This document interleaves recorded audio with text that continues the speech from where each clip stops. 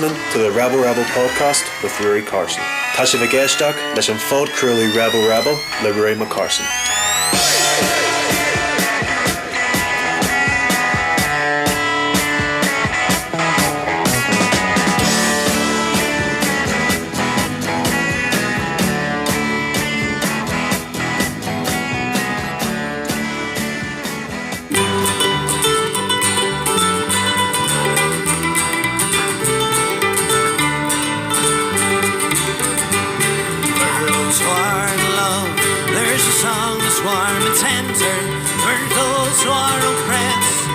Song you can't protest.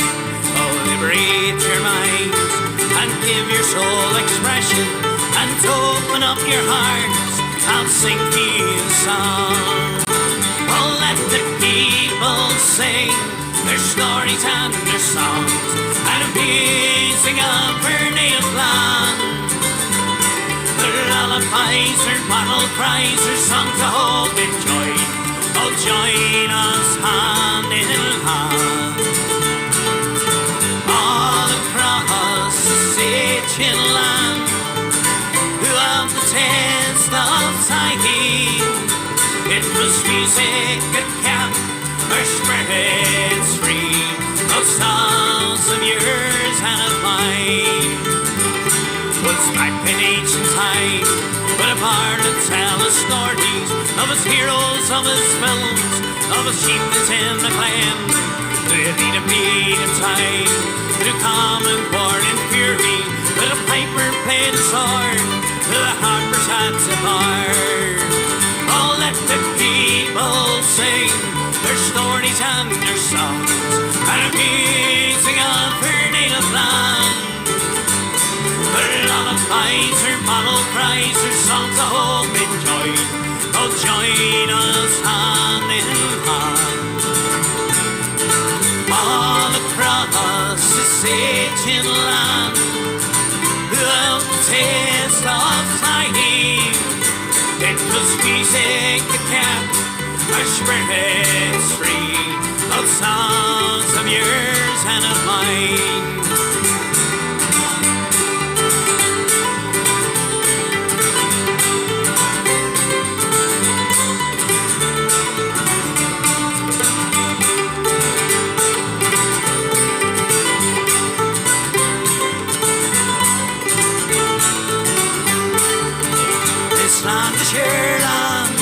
This land is my land, on the Northern Highlands, the Western Islands, on the hills of Kerry, the streets of free Tahiri.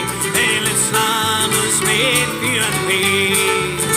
As I went walking by the shannon waters, on and on with my little daughters, the church bell ringing and the children singing, singing, this land was made for you and me. This land is your land, this land is my land, on the Northern Highlands, the Western Islands, on the hills of Kerry, the streets of free Tahiri, singing, this land was made for you and me. While we climbed the mountain, on the crystal fountain, I heard a great roar on the rocky seashore. Her eyes were gleaming.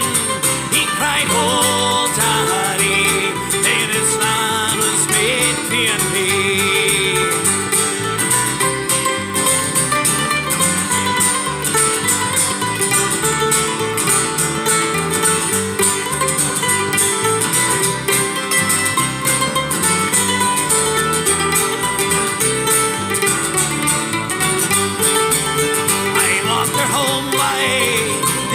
Church people, pride of my country, pride of my people, of the men who cried there, and the lads who died there, singing boys, this land was made for you and me.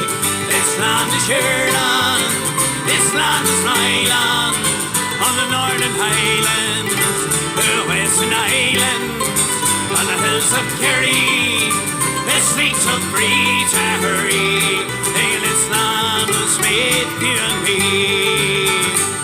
Well, Ireland lands of song, may your music live forever, in your mountains, in your valleys, in your hills and in your glens. Our music has survived both famine and oppression, but a generation's gone, I'll sing thee the song. Oh, let the people sing their stories and their songs, and in gazing up her native land. Their lullabies, their battle cries, their songs of hope and joy, oh, join us hand in hand. All across the Sachin land, throughout the tents of Tahiti, it was music that kept our spirits free, of songs of yours and of mine. It was music that kept our spirits free, of songs of yours and of mine.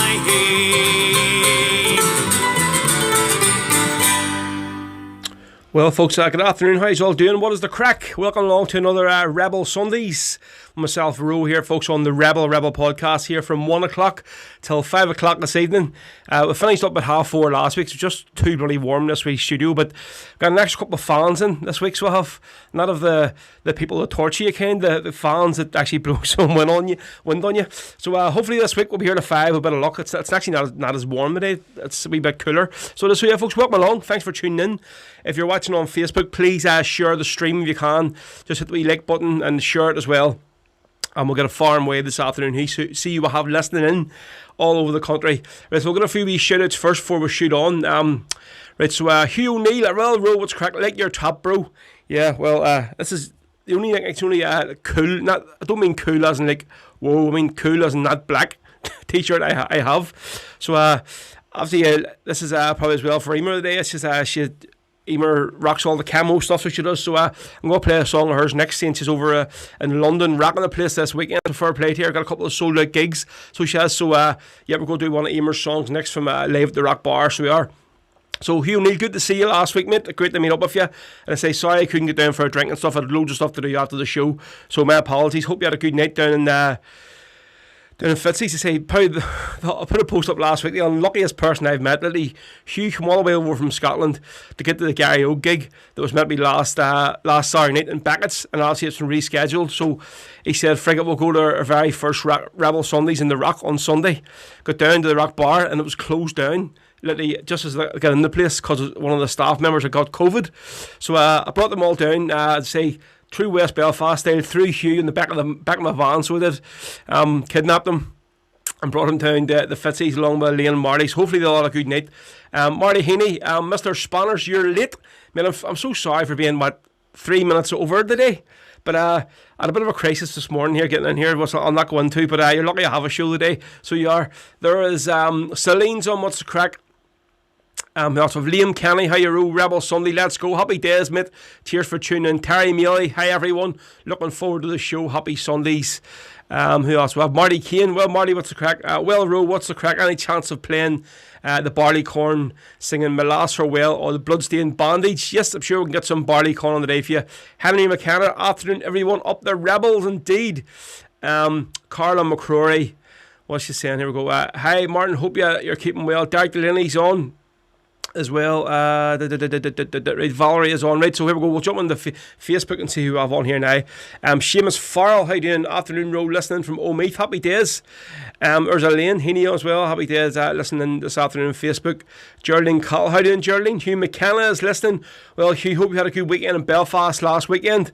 I actually didn't even know you were up, or I might have called in the Devonies to see you, so I didn't, but I hope you had a good weekend up in the Wild West, God's country.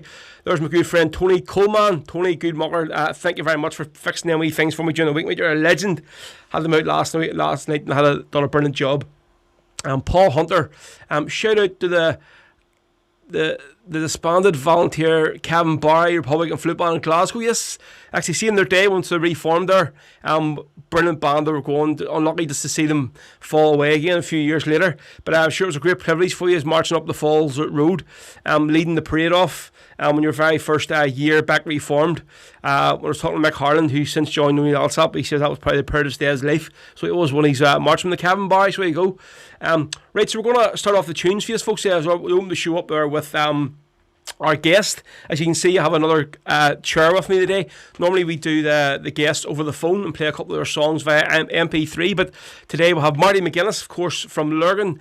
He is the lead singer from Twice Daily Folk and Rebel Band. So Marty is going to be in here, sitting beside me about 2:30, and he's going to be playing a couple of live songs as well today, folks. And don't forget, as well, another big thing, so we'll have 2 more Wolf Tones tickets to give away for you for the sold out concert at the Falls Park. So that'll be happening probably between 2 and 3, or maybe we'll do it after Marty's interview. So also you'll need to stay tuned. So last week's winner was Ronan McDonald. So fair play to you, Ronan.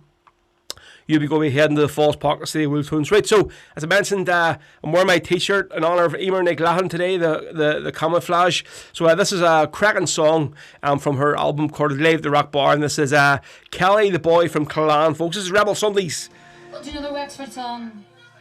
We have an older one, a song called Kelly the Boy from Killaan.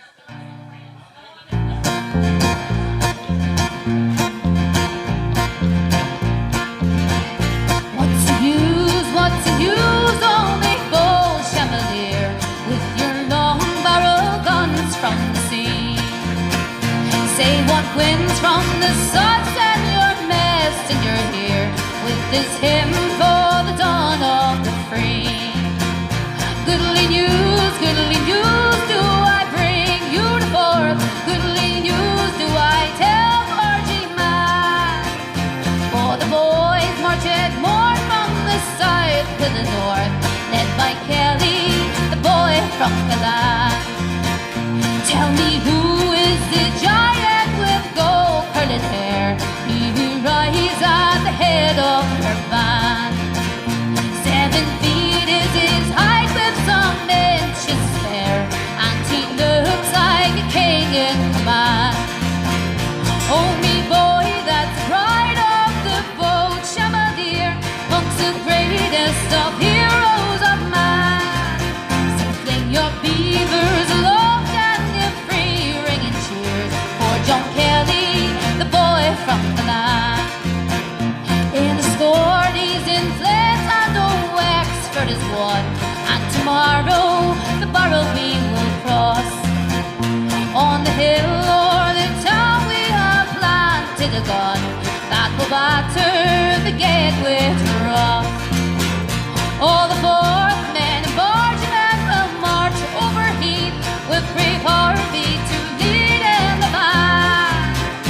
But the foremost of all in that grim gap of death will be Kelly, the boy from Killaan.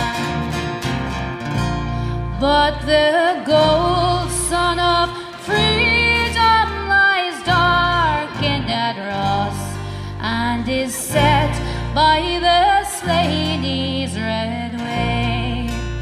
And per Wexford strip naked hung high on a cross, with her heart pierced by traitors and knaves. Glory, oh, to the brave men who died for the cause of blind doctrine in man. Glory, oh, to my Leinster's own darling of pride, Dontas Kelly, the boy from Killaan. Oh, Dontas Kelly, the boy from Killaan. Kelly, the boy from Killaan there. There we go. The sort of Emer Nicklahan there for you with Kelly, the boy from Killaan, from her cracking album called Live the Rock Bar in Belfast. And so Hugh was looking forward to seeing Emer live the Rock last week, but unfortunately it was closed down. But he did get to see her down in Fitzy, so I'm glad you got over. And I got a few autographs, including mine, mate. It was a shock when you asked me to sign your Emer's album cover. But mate, listen, Fair play to you. Cheers. That's actually the very first autograph I've seen. So, I was a wee bit chuffed. So, mate, thank you very much, I have to say. Right, let's see, back over to Facebook. There's Bobby Fields. Bobby, how you doing, mate? What's the crack? Good to see you on today. Kieran Reardon. Well, Kieran, how you doing? Davy Smith is on. So Keane said he'd be looking at 2 of them Wolves Homes tickets. Martin Doyle says up Wexford. Dee McRae is watching. Maura Burns watching. Great song. They go twice daily is on. See you soon, mate. Getting ready to leave shortly. Happy days, mate. So say hopefully see you down here about 2:30. Good man. See you in the studio. Mark Lotte, first time watching live row. Any chance of the Wicks? You mean they Wicks? Now Wicks, to take it there, you're from Scotland, are you? Yes, mate. Let us know what are you looking for the Wicks to do? Like play a lot of their stuff on the show. Steph McNally, have the wee listen on Facebook today. Hope it lasts a few hours. There's Ginty Lennon whatching. How you doing, Ginty? Well, hopefully it does last more. Maybe get a couple of hours. Just depends what songs we play, you know. Proven Mill, shout out for the Glasgow and Gortmore Committee who are unveiling a monument this afternoon at St Mary's Church in Glasgow, East End. What's the monument there for? Mark Reid, Broad Black Brimmer. Yep, haven't played that one in a few weeks. Maybe we can get that on today. There's last week's winner, Ronan McDonald, tuned in on YouTube. Good to see you on, mate. Let's see who else we have here on YouTube. Where is he? There's Mick McAdam listening from Banbury in Oxfordshire. Feed the Bear, what's the crack? All good, everybody. Cheers, hope you're all well. Well, folks, how's the weather where you all are today? Let me know. I know I am literally, see under this t-shirt, I lifted it off now, I am like a lobster. So I was literally out in the pool all day with Josie yesterday, and the first thing Laura said, forcing right, says, make sure you put sun cream on that child, will you? And of course, did I put sun cream on the child? No, I didn't put any sun cream myself. And know the whole thing of the sun's not going to get you in the water. Do it every time we go away on holidays. You go out in the pool all day and you get out and you're burnt to a cinder. So you are. So yep, got in last night and I am like a lobster. And then I had to get Eric this morning as well from Laura because child has like a big red crisscross on her back from her bathing costume yesterday because I didn't put any sun cream on her. So I'm always in the bad book. So I can't do nothing right. So I can't. So I suppose I'll just keep doing what I was doing. Mark Reid says, beautiful in Ayrshire, sitting at 26 right now. Geraldine Cottle says, it's a lot cooler here in Somerset after the thunderstorm from hell last night. So bad, it knocked out our power. Jesus Christ. Hugh O'Neill says, it's cloudy, but hopefully it will burn away by 4 o'clock. Feed the Bear, roasting here. Well, where are you, Feed the Bear? You have to tell me where you are. I don't know where they are. There's PI, Afternoon Troops. What's the crack? Right, so we're going to do the first request of the day. It was for Marty Kane, who's listening just down the street there in Landon beside the studio. So he was looking for a bit of the Barleycorn and My Last Farewell. So this is actually from their album, The Barleycorn, from 1987, this one. So it's very old. Maybe a bit crackly, but listen, so Marty, this one's spicy for you. This is the Barleycorn and My Last Farewell. We shout as well to Louise Burns. Shout out to all us here self-isolating. Louise, see that on Facebook this morning. Jesus Christ, it's just more bloody ammo for these people that say, actually, what's the point in getting vaccinated? You're going to get it anyway. Like, obviously you're working in the hospital and you're extra careful, and you've had 2 vaccinations plus you've still caught this COVID. Like, so it's I don't know what way do you take that there, like, but Louise, hopefully you'll get better soon and it won't affect you too much. So listen, Marty, this one's spicy for you, mate. This the Barleycorn with My Last Farewell, folks, here on Rebel Sundays till 5 o'clock this evening.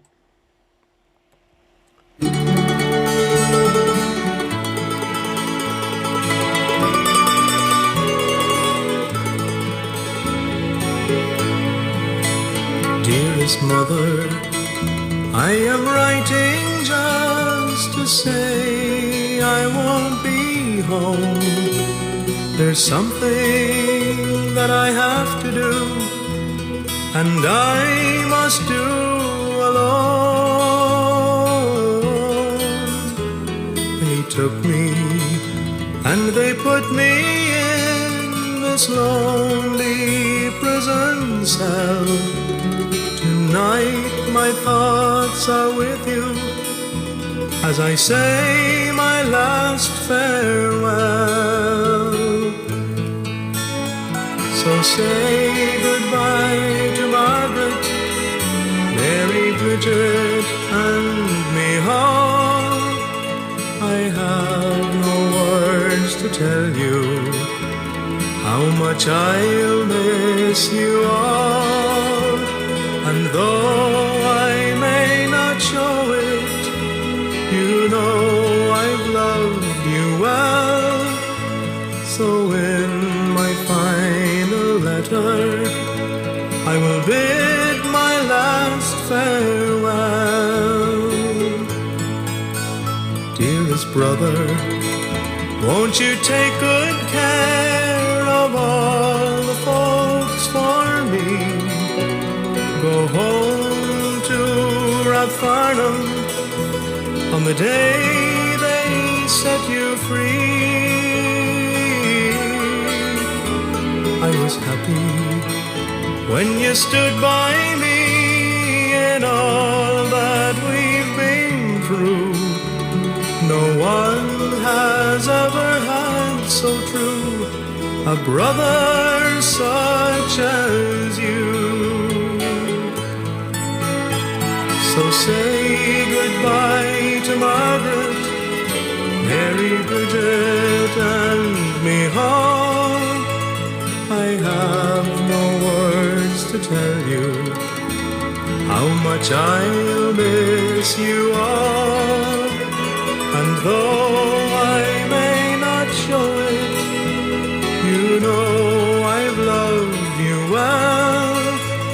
So in my final letter, I will bid my last farewell. Dearest mother, it's so very sad that now we have to part. To understand the reasons will trouble your poor heart. I have told you since I was a boy, it was my destiny to die a true brave soldier, so that one day you'd be free. So say goodbye to Margaret, Mary, Bridget, and me all. I have no words to tell you how much I'll miss you all. And though I may not show it, you know I've loved you well. So in my final letter, I will bid my last farewell.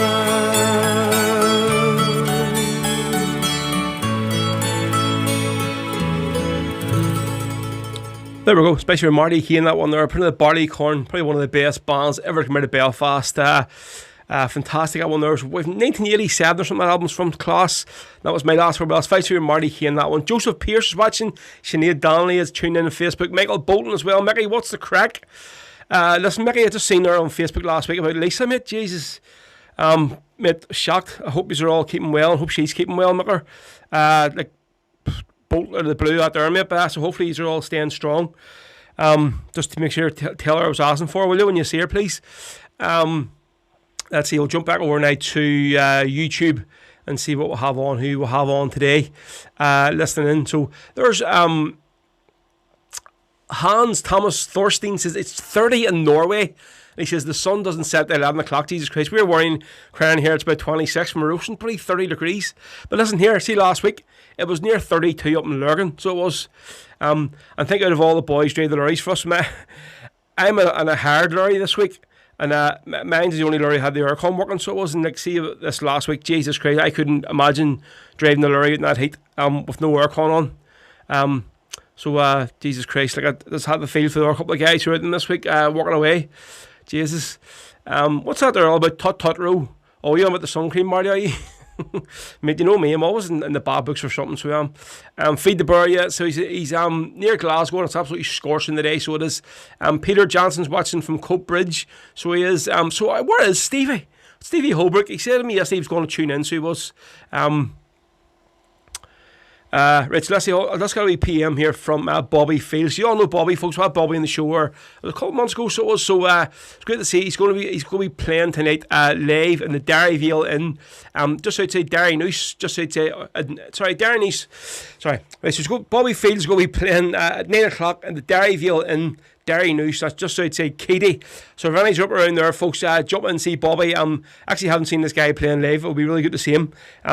You should see him people on Facebook every week, so great to see you getting a few gigs on the road, Bobby, mate. So yeah, if anybody's up around Derrynoose, folks, in the Keady direction, you can see Bobby Fields live on stage in the bar at 9 o'clock this evening. So there you go, fair play to you, mate. Feed the Bear says, hope Real Madrid enjoy the weather and beat the cream buns. Oh, are they playing Real today? Carla McCrory said it was 30 degrees down the Lake District National Park last week when I was there.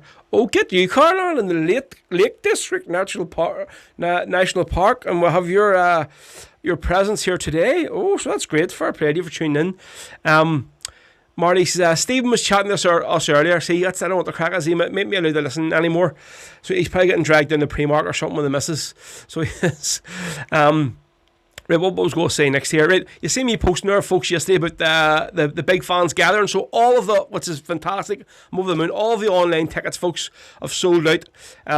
So I'm just waiting on confirmation about something today. So I'm right. So I can't really say nothing yet.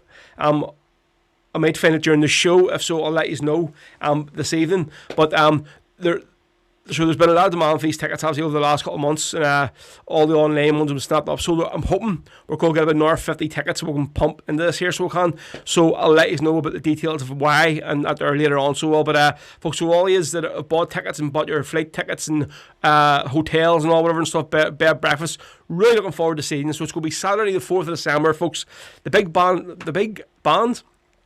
fans gathering at Beckett's Complex, folks. So headlining by coming all the way from County Limerick, we'll have Clover, and then we'll have Damien Quinn, we'll have Stephen as well, and then the lads from Arcarta, Cormac and Kane, are going to be kicking things off for us. West Belfast's newest up and coming rebel band, and then I'm going to be doing a few songs myself near Row You're a Sook. What's up, I mean, Carlan? Yeah, I'm going to be doing a couple of songs myself as well near the end, folks. We'll get on the decks and play a couple of the big tunes you all enjoy here on Rebel Sundays. Speaking of Stephen, it's great to see him. Me and him was probably on maybe like a similar weight loss journey and stuff, where I know where I'm sort of marking down my weights every week and stuff, and much of lost maybe want to put on. He's not. He's just busy going to the gym and doing it. And he's here. The pictures he showed me this week, fair play to you, Steve, mate, keep it up. You're doing absolutely fantastic. As I said to you, folks, I was going to keep you updated with this here, obviously what I've been doing over the last lot of weeks with this here. Now, I haven't got the gym, because obviously it was closed for the start of last week because of COVID, somebody got it, so I didn't really go during the week. But I have to say, after last week, coming back from holidays and I had 4.5 pound on, I was a wee bit disheartened, but listen, that always happens whenever you go away on holidays, you know. So, and got weighed in yesterday morning, £5 off, folks. 5 a.m. off of this here. I forgot it's sunburn under there, so I was sore. Oh, yep, 5 off this here. So, folks, there we go. So there's £28 now in 14 weeks. 2 stone off in 14 weeks. And actually over the moon, so I'm. So as they say here in Belfast, keep her lit.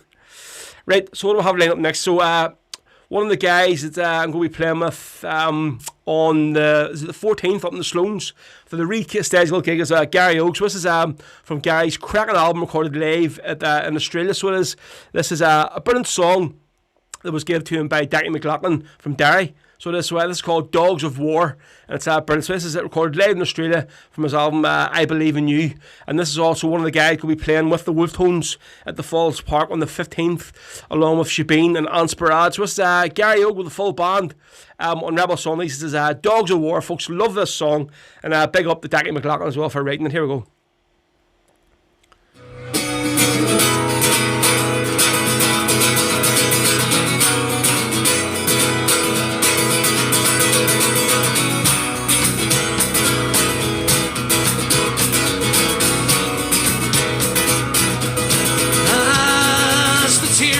Burns the eyes of the children in the war, and the lords of mass destruction rub their hands and call for more, and the never-ending line of murders plan to seat inside their heads, and they take the place in the line of war for which hearts they have been bred, and the dogs of war, and the dogs of war are gone.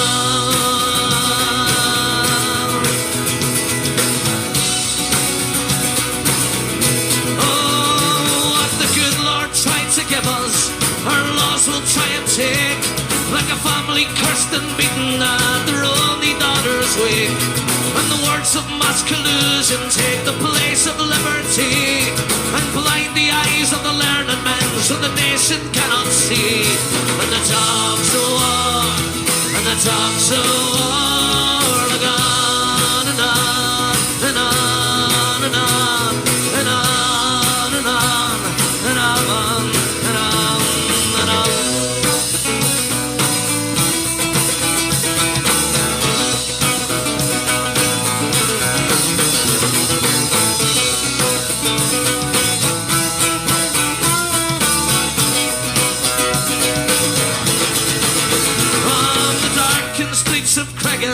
The Bogside and the Falls, their cancer-ridden henchmen are waiting on the call, and the streets run red with the working blood as they have done before.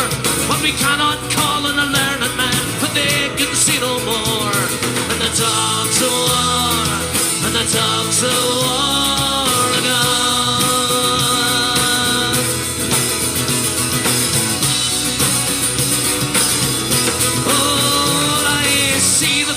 Of a nation and a people born to weep, as 14 unknown victims they lay butchered on the street, and the gentle sound of leather rebounding off of beats is a far cry from the rules they play to the murder on the streets.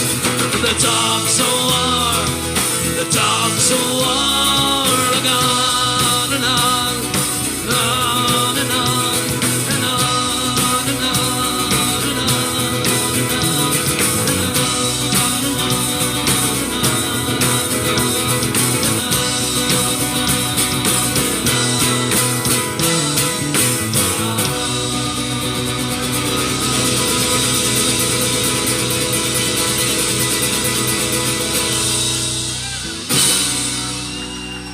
Let's go to Dogs of War.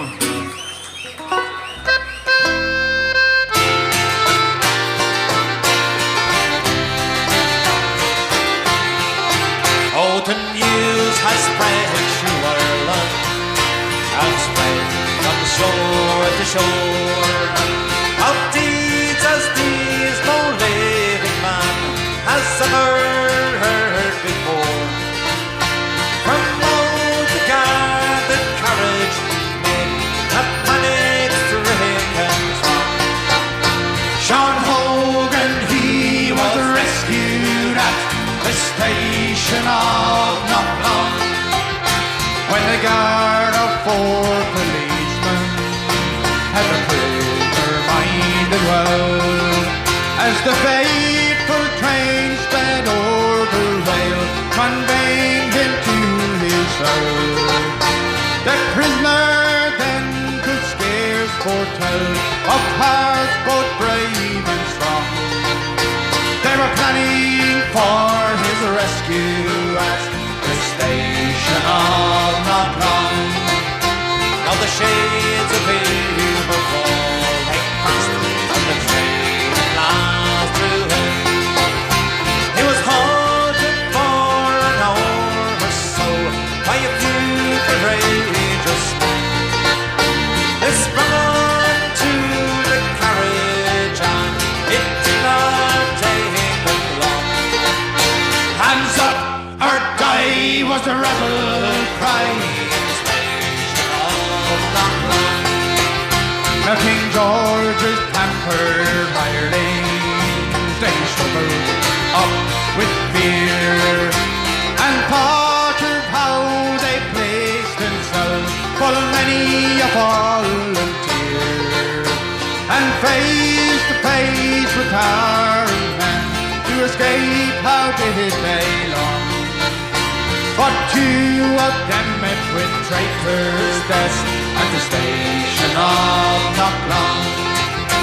On Solohead to Limerick, such deeds were never seen, and devil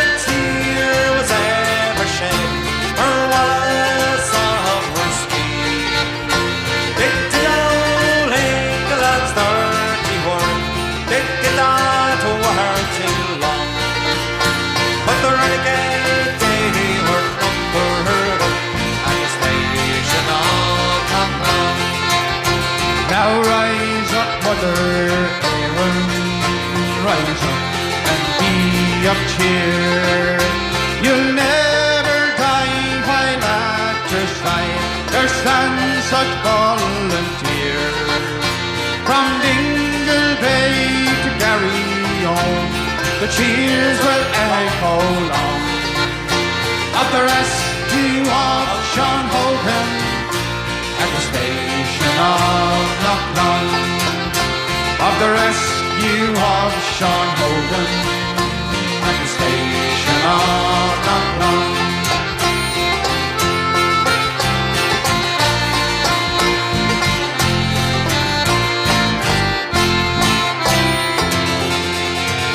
Station not hot, folks. Thank you very much. There we go, it's in a Clover there for you. That's the band headlining our gig on the 4th of December, and the big fans gathering with that's actually the song from my album, folks. The Rebs for Hope, the album. There's the recorded live in Cork, that one at the Heart Bar, the station at Loch Long. So big up the Clover.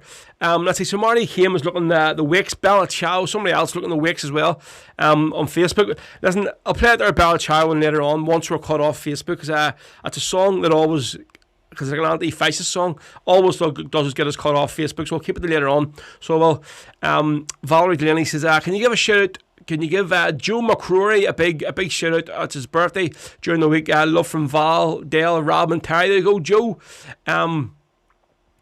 Let's see, Carl answers, Ro, can you play My Old Man's a Provo for when you're off Facebook later? It's for Val, Dale, Terry and Rob and Joe, who's working in the garage, turning into a pub. Happy days for today's.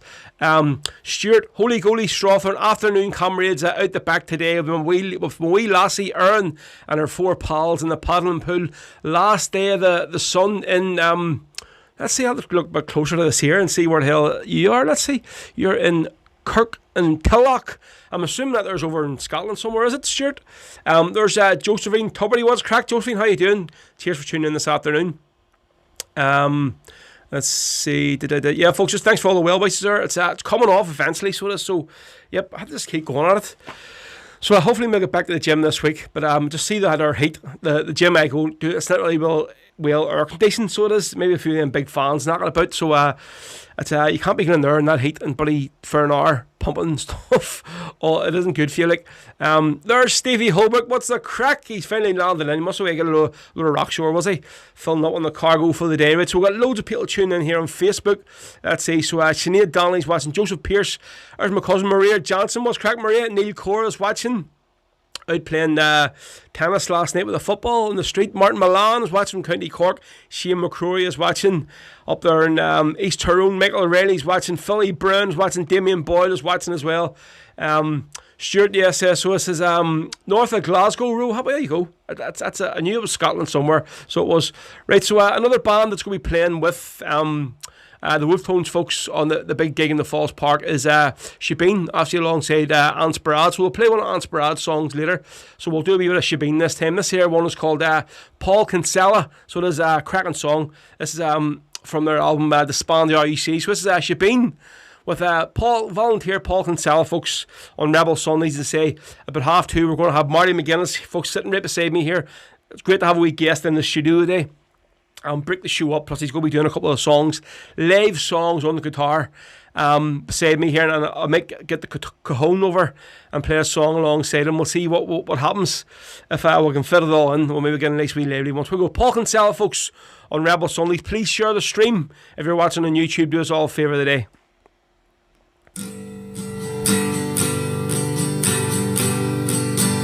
People of Ireland, they mourn once again. The young volunteer from the Creggan, he came on the 30th December in year 94. Paul Edward Kinsella lies through heaven's door. Kinsella, Kinsella, remember him well. This young volunteer, we put him through hell. And remember the price these young volunteers pay.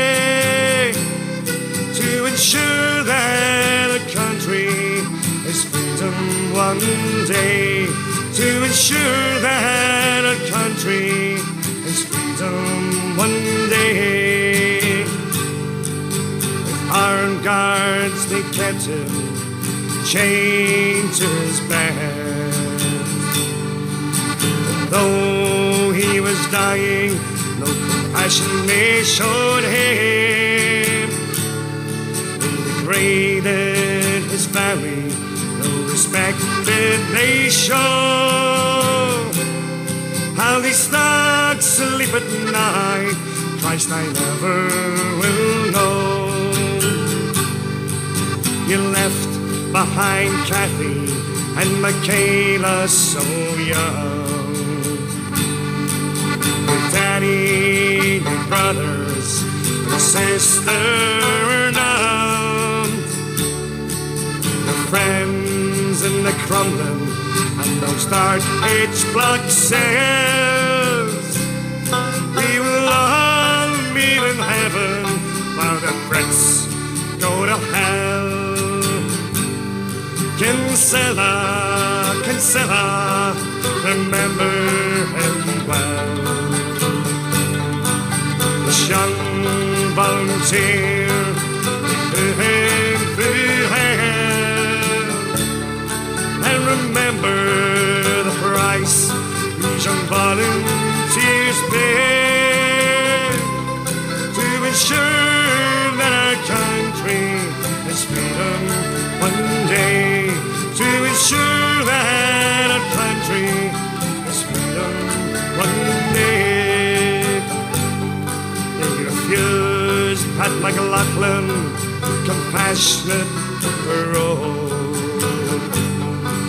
For his dying mother wouldn't let him console. They laughed in the faces of the loaves in their grief, but their deeds will unite us and see their defeat. Kinsella, Kinsella, remember him well. This young volunteer, they put him through hell. And remember the price some volunteers pay to ensure that our country has freedom one day. To ensure that our country has freedom one day.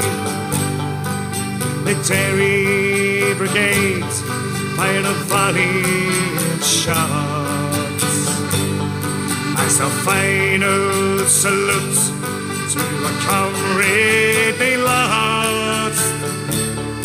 But your memory, young Paul, will have evermore. It will help us remove this red scum from our shores. The people of Ireland, they mourn once again. A young volunteer from the Cregan he came on the 13th of December in the year 94. Paul Edward Kinsella passed through heaven's door. Kinsella, Kinsella, remember him well. This young volunteer, they put him through hell. And remember the price each young volunteers pay to ensure that our country has freedom one day. To ensure that our country has freedom one day.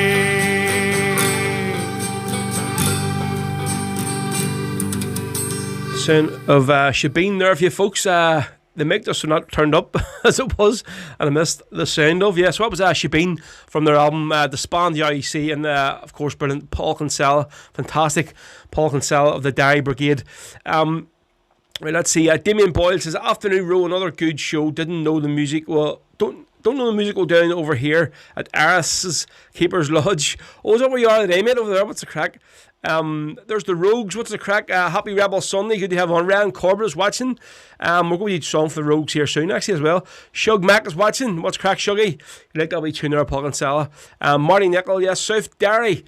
Rory Loughlin says, Ro, would you wish Pauline Finnegan a happy birthday and play Grace for us? So listen, I think Marty is going to be playing Grace later on once he comes in. John Sutherland, brilliant, thanks, Sully from the Gorbals, Glasgow, hail. There's James Devon McClave. James, what's crack? Mate, listen, looking at some of your photographs on Facebook this week of them. Do you never cook in the house? No? Henry, the pubs around your way must love you, honestly. Every evening, out for big steaks and all of it. Jesus Christ. You must be on some decent truck driver's wage, better than I am, so you must be telling me. Right, let's see, back over to YouTube. P.I. says, hope wee Timmy enjoys his retirement. Yes, he's made a scene shared a post this week. Wee Timmy Duck, Tum, of course, as he's known by the friends, is officially retired from Shebeen after 25 years. So I'd assume maybe the gig in the Falls Park is going to be his last big one, so it is. So hopefully we'll see him when he's over. So really sad to hear that wee Timmy is packing up his accordion and his mouth organ and his whistles and retiring, so yeah. So we might see him again on the odd gig, you don't know, but listen, yeah. So just want to wish wee Timmy from Shebeen luck in his retirement, and I'm sure his wife will be wanting to get him out of the house a lot sooner than he is now, back out gigging again. So Marty had said that Hugh is now he's a Guinness drinker. I never drunk Guinness before here in the Belfast last week. And I said, to be honest, I wouldn't be a big fan of Guinness myself, but Aidan Brown there from Patter Brown's put a picture up yesterday, I think it was, of this pint of Guinness just sold. And I sort of said, listen, Aidan, I'm not a Guinness drinker, but I tell you what, I could gulp that pint down there. It just looked like the glass was all frosted and all. It just looked absolutely delicious. Maybe it was just the heat playing in my head or something, because if you give me a pint of Guinness, I throw it around you. I think it's like drinking soup or something, or gravy. I don't know. I'm just definitely not a Guinness man at all. So I'm not. So let's see. Val Draney says, years ago they says good if you were.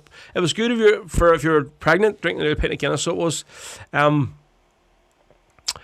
Right, so I think that's all the comments up to date, more or less. Loads on YouTube here, everybody just obviously messing with Hugh, getting the Guinness into him. So, right, so I've seen the Rogues there commenting, so they were on Facebook. So, lads, it's good to see you on. Thanks for tuning in this afternoon. So, we're going to do a song here now from their album, The Rogues Live. So, this is Four Green Fields. So, it is from another band from County Limerick, folks. Obviously, it isn't just Clover up there, there's a lot of great bands. So, this is The Rogues on Rebel Sunday. Myself, Roll the Top Rogue. So live till 5 o'clock, folks. So it says Rebel Sundays with the Rebel podcast. We're here every single Sunday from 1 to 5, whether you like it or not.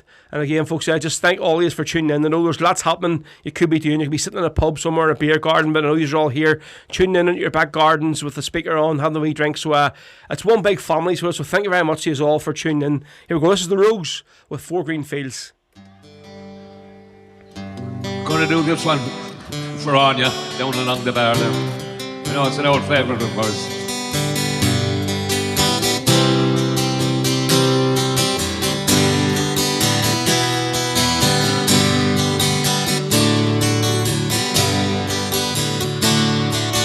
What did I have? Said the fine old woman. What did I have? This proud old woman did say I had four green fields. Each one was a jewel. The strangers came and tried to take them from me. I had five strong sons. They left my jewels. They fought and they died, and that was my queen, said she. Long time ago, said a fine old woman.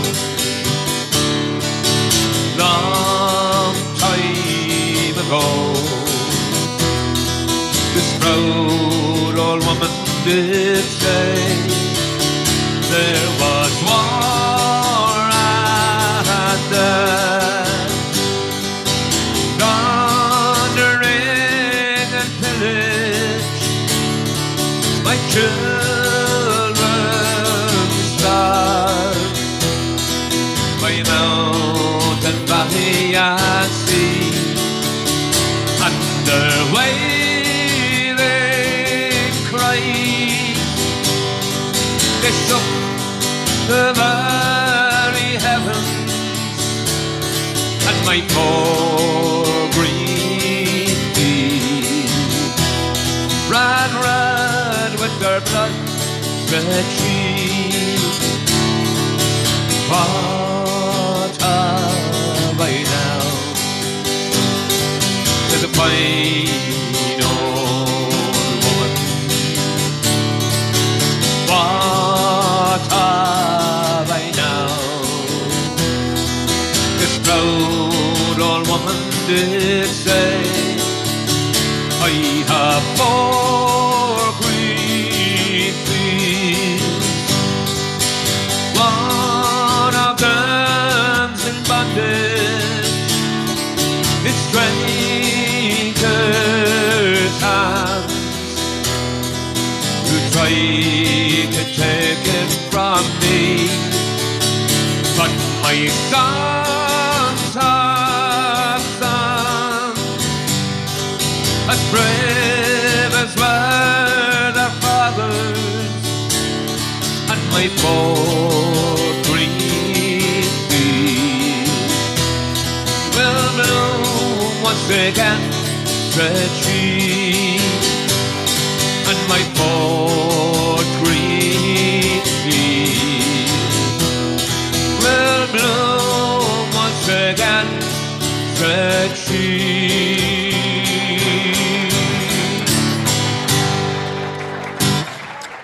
There you go. So the ro- Greenfields. What's check there? Yeah, so the Rogues are live, folks. I'm not actually sure where it was recorded. If the band, if not even the band is still listening from the Rogues, let me know where their CD's recorded. So that was the Rogues live there, folks. Are with Four Green Fields on Rebel Sundays. Cheers for tuning in every day. So let's see. Davy Smith says, I'm roasting Mora, drinking plenty of water. Happy days. Justin McQuillan, afternoon, on our way to sunny Bundoran to drop the daughter off at her granny's caravan. Well, listen, there's not a whole lot open in Bundoran, I tell you that. So we were down there for about 4 days or last week before. Great, like, weather was brilliant, but not a lot to be doing. Everything's still closed. Let's see, Breeze McFarlane says, good man, Ro, well, appreciate it. So Jerry here, he got banned by the Facebook police, so he's listening on the Mrs. Facebook page again. Would you please play us a wee one for Breach? She isn't too well at the moment. Mate, just had to share the hospital then. I know she went in the hospital last Sunday, so just let us know. We're all thinking of Breach. So Mary O'Donnell, afternoon Ro from a hot and sunny Puerto Rico. It's always hot and sunny in Puerto Rico, Breach. Or sorry, Mary. And you know I'm always jealous of you over there. Seriously.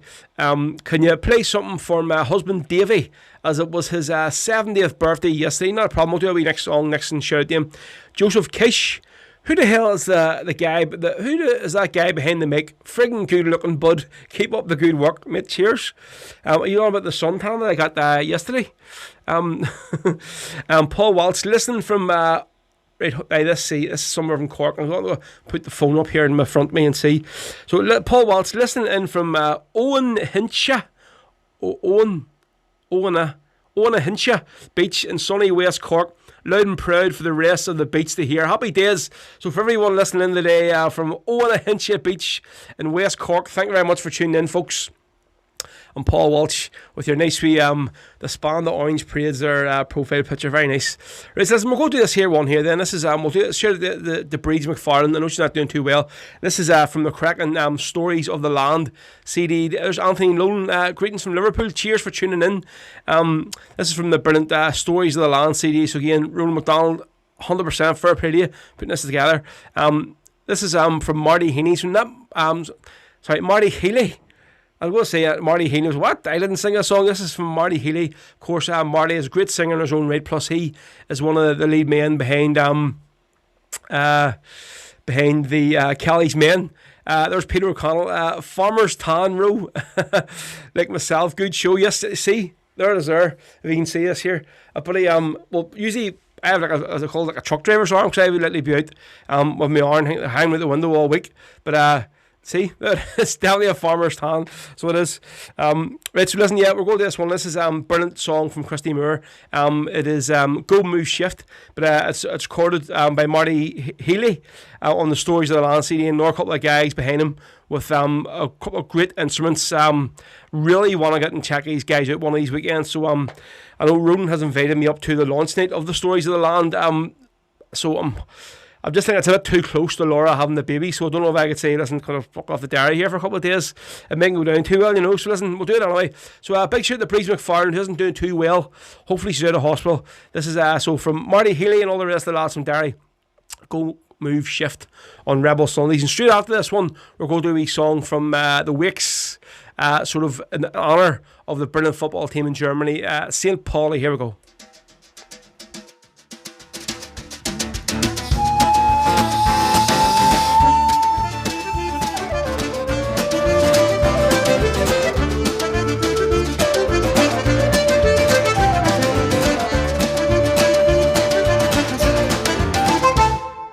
Born in the middle of the afternoon on the horse-drawn carriage in the old A5.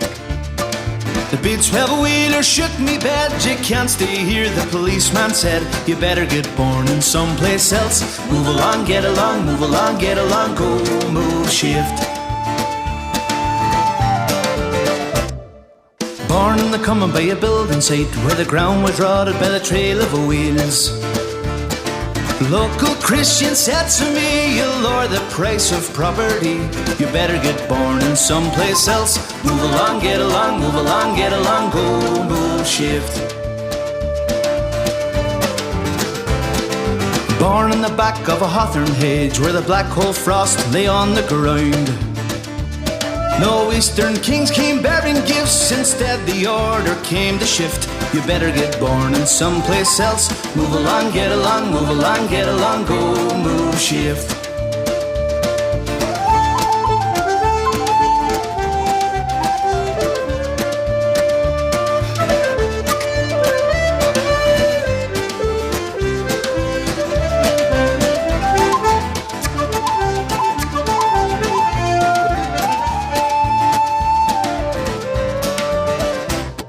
The eastern sky was full of stars, and one shone brighter than the rest. The wise men came so stern and strict and brought the orders to evict. You better get born in someplace else. Move along, get along, move along, get along. Go move shift. Wagon, tent or trailer born last month, last year in the far off days. Born here or 1,000 miles away, there's always men nearby who'll say, you better get born in someplace else. Move along, get along, move along, get along. Go move shift. Move along, get along, move along, get along. Go move shift.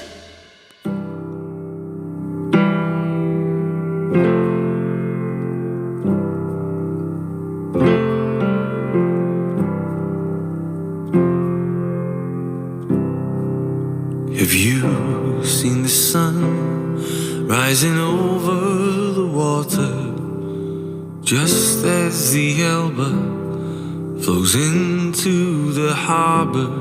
Felt an icy cold wind cut you right to your bone. I've been caught in the rain at Hamburger Dome, like moths to a flame. The reaper band calls and the sinner and sailor, to hell or to paradise. You can hear the backbeat down the neon-lit street where John and the boys became men.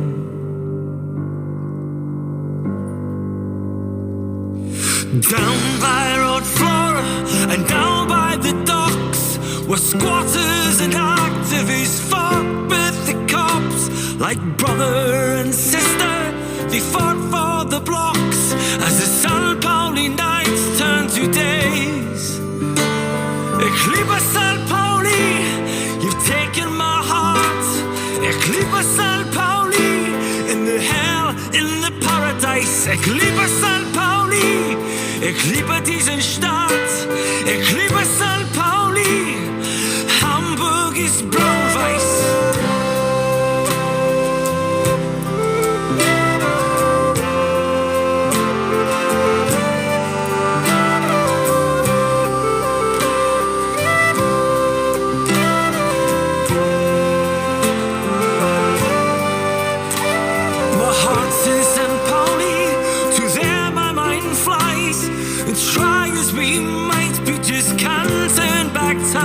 But I know that I'll love you till the day that I die. But I think that you already know. Eclipa San Pauli, you've taken my heart. Eclipa San Pauli, in the hell, in the paradise. Eclipa San Pauli, Eclipa diesen Stadt. Eclipa San Pauli, Hamburg ist braun-weiß.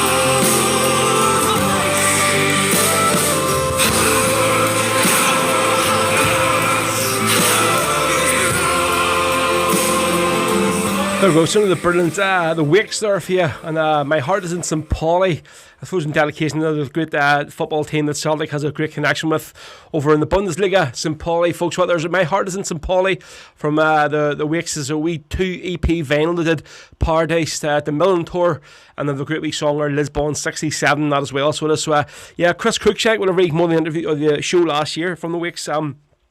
He sent me over their Venturama CD, a T-shirt, plus their vinyl, and I give out their vinyl Tony Coleman. You know, he's the biggest, most massive Celtic fan and Celtic historian I know, so I thought he would really appreciate it. So he would, you know. Richard O'Callaghan says, yeah, great crowd, the Hunger Strike anniversary yesterday in Lendoon. Sorry I did not get there. Yeah, I've seen a few pictures myself. There's Josephine Lilly, Magennis watching. What's the crack up there, Rebels? So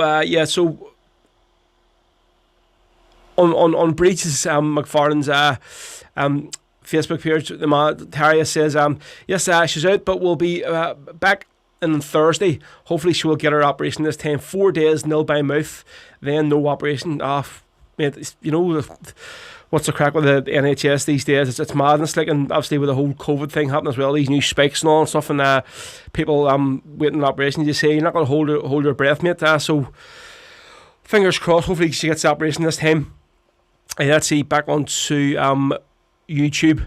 So there's a bit of debate going on here about people stealing glasses from a bar. Like, Jesus, Hugh, he says something that you're far too honest, so you are. It's something that I've never thought of doing. He says, listen, I've worked at a lot of bars in all my life. Let you know, you see whenever people, if you need a Guinness glass. If you drink Guinness, you need a Guinness glass in your house. You need a Rockshore glass, you need a Harp glass, whatever. I tell you this now, you go into any house in West Belfast, or any, obviously if Stevie's saying as well, he's up in Coal Island there, go into any house probably in the north, you open the cupboard up, and there's a whole bloody stack of Guinness glasses, Harp glasses, bloody Copperberg glasses. Obviously, you know, they say to the wife, you go, here, throw it in your handbag, really. But what they used to do years ago, they used to steal the bloody ice trays out of the bars. Tell me, did any of you ever do this here? Did any of you ever do it? Because I know, remember, we used to have the bars, have these big block things, like square ice trays, and so you got somebody who just dumped it out and threw it in their handbag and walked out, and you would have seen in your own house, you see your married sitting bloody smoking or something, like, and you seen like a big Harp or Benson and Hedges bloody ice tray. Like, you know, you can't buy in the shop, it only comes out of a bar, it does, like. Yeah, Stevie Holbrook, yeah, I have a few Lambert and Butler ones. You see, they're all coming through now. I see, Hugh, you're far too honest. People in Inverness don't steal pint glasses, they hand them back to the bar, so they do. Right, so Hugh was looking Aidan Magennis from Peter O'Connell's solo album. Listen, well, I'm going to do a song from it. What I'll do one is, I think Aidan Magennis is always a song, normally gets his cut off Facebook as well, so I don't want to get his cut off Facebook until Marty has been in and done his interview, and then maybe later on we'll play the Aidan Magennis. So we'll do one song from Peter O'Connell's Isle of Freedom album. So here we go. We'll do what song we're looking for. I'm just looking on the third here. What will we do? Right, so you'll do this one here. This is we'll do a great retune, The Contender. And Peter does this fantastic. So this is Peter O'Connell from his album Isle of Freedom. This is Rebel Sundays, folks, and say hopefully the next 10 or 15 minutes we're going to have Marty Magennis in here sitting right beside me, and go do a couple of songs on the guitar, live voice as well today. So we'll go. It's Rebel Sundays, folks, with Peter O'Connell and The Contender. Here we're live at 5 o'clock this evening.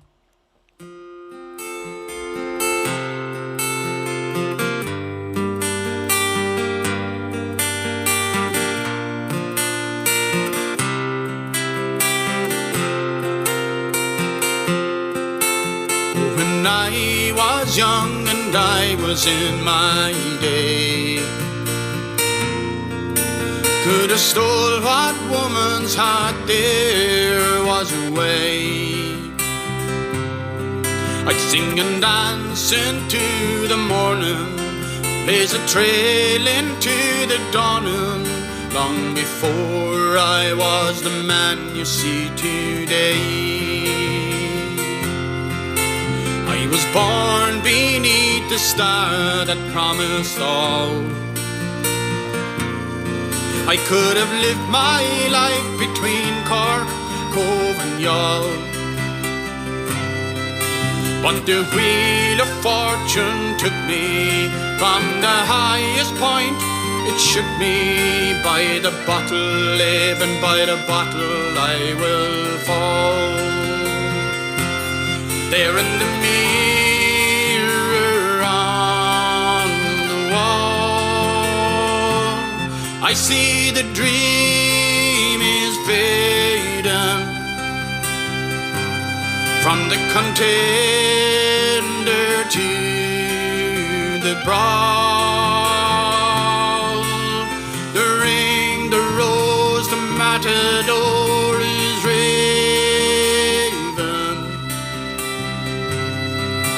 when I die, I'll die a drunk down on the street. You can count me out to 10 in clear defeat.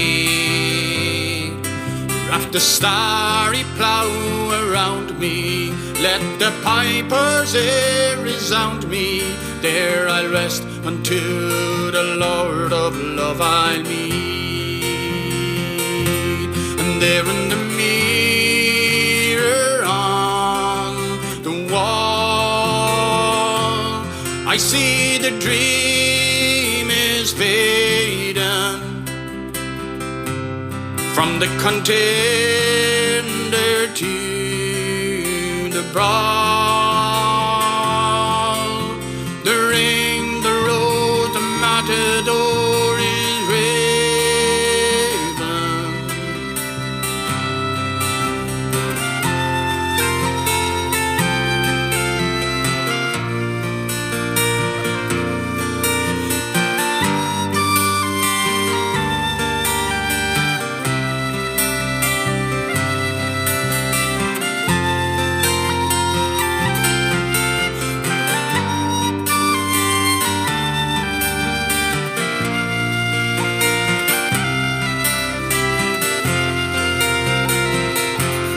There in the mirror on the wall, I see the dream is fading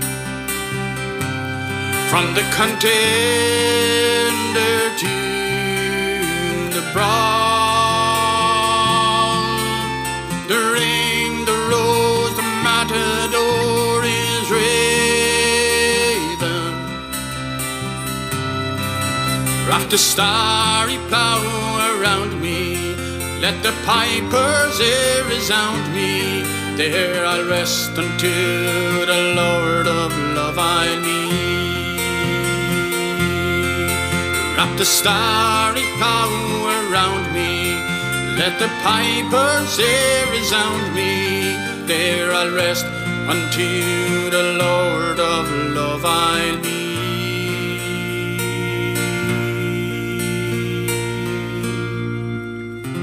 More Peter there for you. There's Peter O'Connell, of course. Peter from Clover in County Limerick. That's him. From his debut album, or there once what is, and that their song is "The Contender" from the album, of course. Peter O'Connell, "Aid of Freedom." Right, so folks, any more requests? I've get them on. I see there's loads coming through here for songs. We might do once the Facebook gets cut off. But if you are watching on Facebook, just check the comments section there, folks. I've just pinned the YouTube stream for the show live now. So if what I'll advise you to do now is just click on that wee link and it'll bring you straight to YouTube. So it will.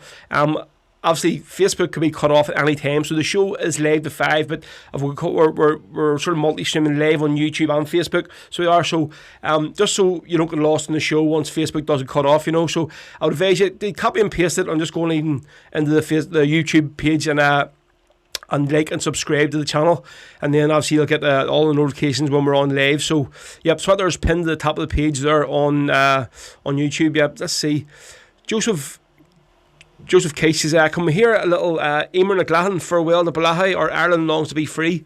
Love her voice. Well, I played one of Emer's songs at the start of the show, so I did. Geraldine Cottle, Confession Time, Ice Tray walked home one night as well from the pub. And let's just see here, we'll jump back into YouTube. So I think actually it could be Marty and I'm hearing a few rattles downstairs there. Stevie Holbrook says, I can't believe on Beaverman's dissed us today for some bird. I can imagine that there, Stevie, like. Beaver the Deserter, Lamb with his tenants. Right, so we'll go to the next song here for you. This is there he is. Well, Marty, so we'll get a wee song on here, and then we'll get Marty in the studio, get him set up. So this is the Spirit of Freedom folks with the Botany Bay.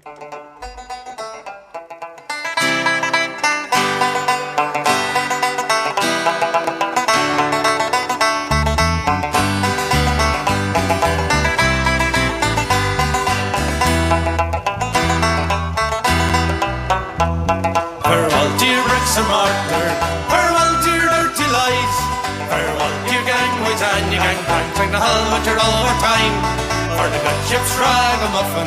She's lying at the quay for to take old Pat with a shovel on his back to the shores of Botany Bay. I was on my way down to the quay where the ship would anchor lay to command the gang of navvies that they told me to engage. I thought I'd drop in for a drink before I went away, for to take a trip on an emigrant ship to the shores of Botany Bay. Farewell, dear bricks and mortar, farewell, dear dirty lies, farewell, dear gangways and your gangplanks, and to hell with your overtime. For the good ship's ragamuffin, she's lying at the quay for to take old Pat with a shovel on his back to the shores of Botany Bay. Now the boss came up this morning, he says, well Pat, you know, if you don't get your navvies out, I'm afraid you'll have to go. So I asked him for my wages, and the man did all me pay. And I told him straight that I'm going to emigrate to the shores of Botany Bay. Farewell to your bricks and mortar, farewell to your dirty lies, farewell to your gangways and your gangplanks, and the hell with your overtime. For the good ship's ragamuffin, she's lying at the quay, for to take old Pat with a shovel on his back to the shores of Botany Bay. And when I reach Australia, I'll go and dig for gold. There's plenty there for digging up, or so I have been told. Or else I'll go back to me trade, and 100 bricks I'll lay, because I live for an 8-hour shift on the shores of Botany Bay. Farewell to your bricks and mortar, farewell to your dirty lies, farewell to your gangways and your gangplanks, and the hell with your overtime. For the good ship's ragamuffin, she's lying at the quay, for to take old Pat with a shovel on his back to the shores of Botany Bay. Farewell to your bricks and mortar, farewell to your dirty lies, farewell to your gangways and your gangplanks, and the hell with your overtime. For the good ship's ragamuffin, she's lying at the quay, for to take old Pat with a shovel on his back to the shores of Botany Bay. Farewell to your bricks and mortar, farewell to your dirty lies, farewell to your gangways and your gangplanks, and the hell with your overtime. For the good ship's ragamuffin, she's lying at the quay, for to take old Pat with a shovel on his back to the shores of Botany Bay. Farewell to your bricks and mortar, farewell to your dirty lies, farewell to your gangways and your gangplanks, and the hell with your overtime. For the good ship's ragamuffin, she's lying at the quay, for to take old Pat with a shovel on his back to the shores of Botany Bay.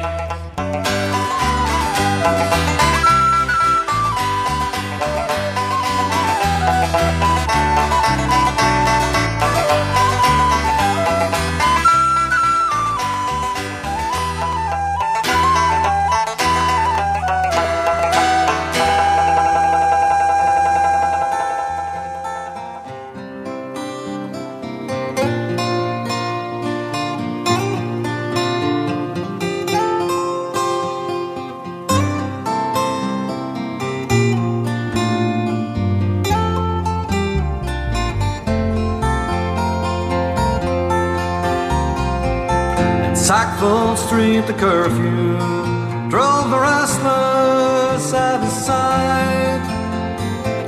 The black and tans marched up and down, the moon shone cold and bright. The shot was like a whip crack, pulled the first man off his feet. He died on bloody cobblestones, while his comrades combed the street.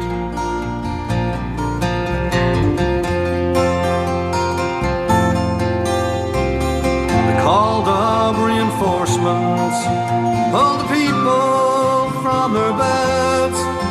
They were screaming, get the bastard, but its fear was in their heads.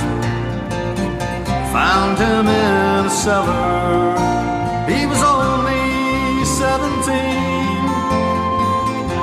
fighting for his country,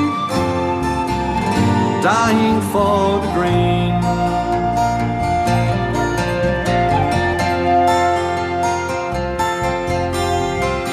The sergeant dragged him by the hair and beat him to the ground. Into this young man's body he emptied every round. Come out and take a look, he cried, as he marched his troops away. They went in stony silence, such a price to have to pay. Some knelt and prayed beside him, but it's too late anyhow. They said he was a rebel then, he's a hero now.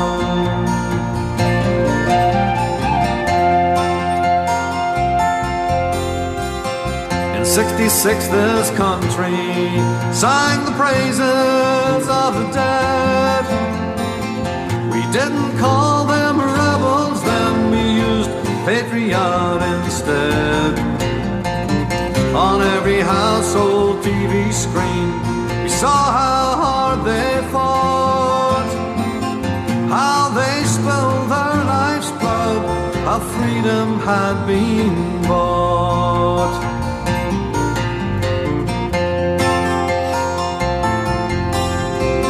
The garden gates were opened up to silent motorcades. Cannons boomed and flags unfurled, solemn wreaths were laid. Prayers for those departed were called for loud and clear.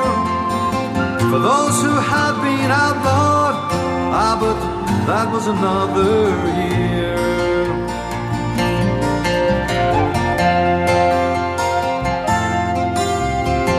The veterans lined up stiff and proud, their white hair ruled the wind, with their pride pinned to their gabardines, the thoughts upon their friends, and bitter wounds burst open, the scars of history went flying into our faces in stark reality. Just up the road from Sackville Street, but things are different now. They said he was a rebel then, but he's a hero now.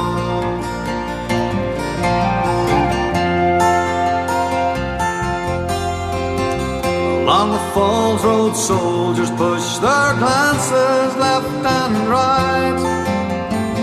Kids of the English working class, soldiers overnight, tossed into the melting pot of bloody war and strife, never understanding and fearing for their lives.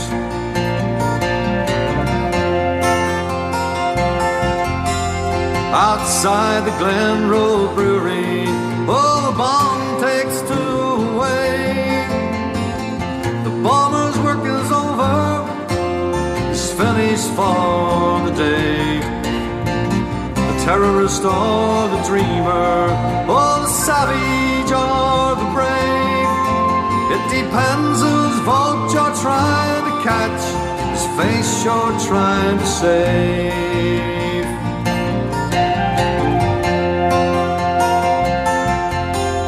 There's tea and cakes in Downing Street, there's whispers in the hall. Let's move the Cure Odisha, now our backs are to the wall. There's panic down in Leinster House, where words are seldom scarce. Send someone to Glasnevin quick to remember Patrick Pearse. Once more his crucifixion, it seems a lie somehow. They said he was a rebel then, he's a hero now. Once more his crucifixion, well, it seems a lie somehow. They said he was a rebel then, he's a hero now. He's a hero now. There you go, folks. Sound of Beck McFarlane, legendary Brent Beck McFarlane with Terrace or Dreamer. That's ours from my album Rebs for Hope. And before it there we had Spirit of Freedom with Botany Bay. Folks, so as you can, I'll just lift this up here for you, Marty. As you can see now, folks, we're joining the studio. You'll probably see me talking for the last 5 or 10 minutes. Marty Magennis, who's travelled all the way down from Lurgan today. So, Marty, hi, cheers for having me, mate. It's not a pleasure. So, listen, I say welcome along to my humble studio here in Costadale, Leamington. The way it's been, as Marty will tell you, it's absolutely sweltering here, folks. It's boiling. But we'll get there and we'll get through this. So, normally we'll do the guest interviews on a Sunday show, like obviously over the phone, and we'll play a couple of MPT tracks. But obviously, we're great to have you in the studio here, Marty, in the flesh. So he's also going to go do a couple of live songs for us, which is great. So let's get cracking. So Marty, obviously, you're from a sort of nice, quiet, peaceful estate in Lurgan called Kilwilkie. Yeah, so, nice and friendly. Oh, well, it actually is. Have you lived there all your life then, have you? Yeah. I was born in Kilwilkie there, so was, and so I've spent all my childhood and my adult life in it. Still live there now till the day. So yeah, from Kilwilkie man, like, do you know what I mean? So obviously, music-wise, we'll sort of go from the very start. When would you have sort of first picked up like a guitar, and who would have sort of been like your early, sort of very early musical influences, like? I first picked up a guitar when I think it was about 14, 15.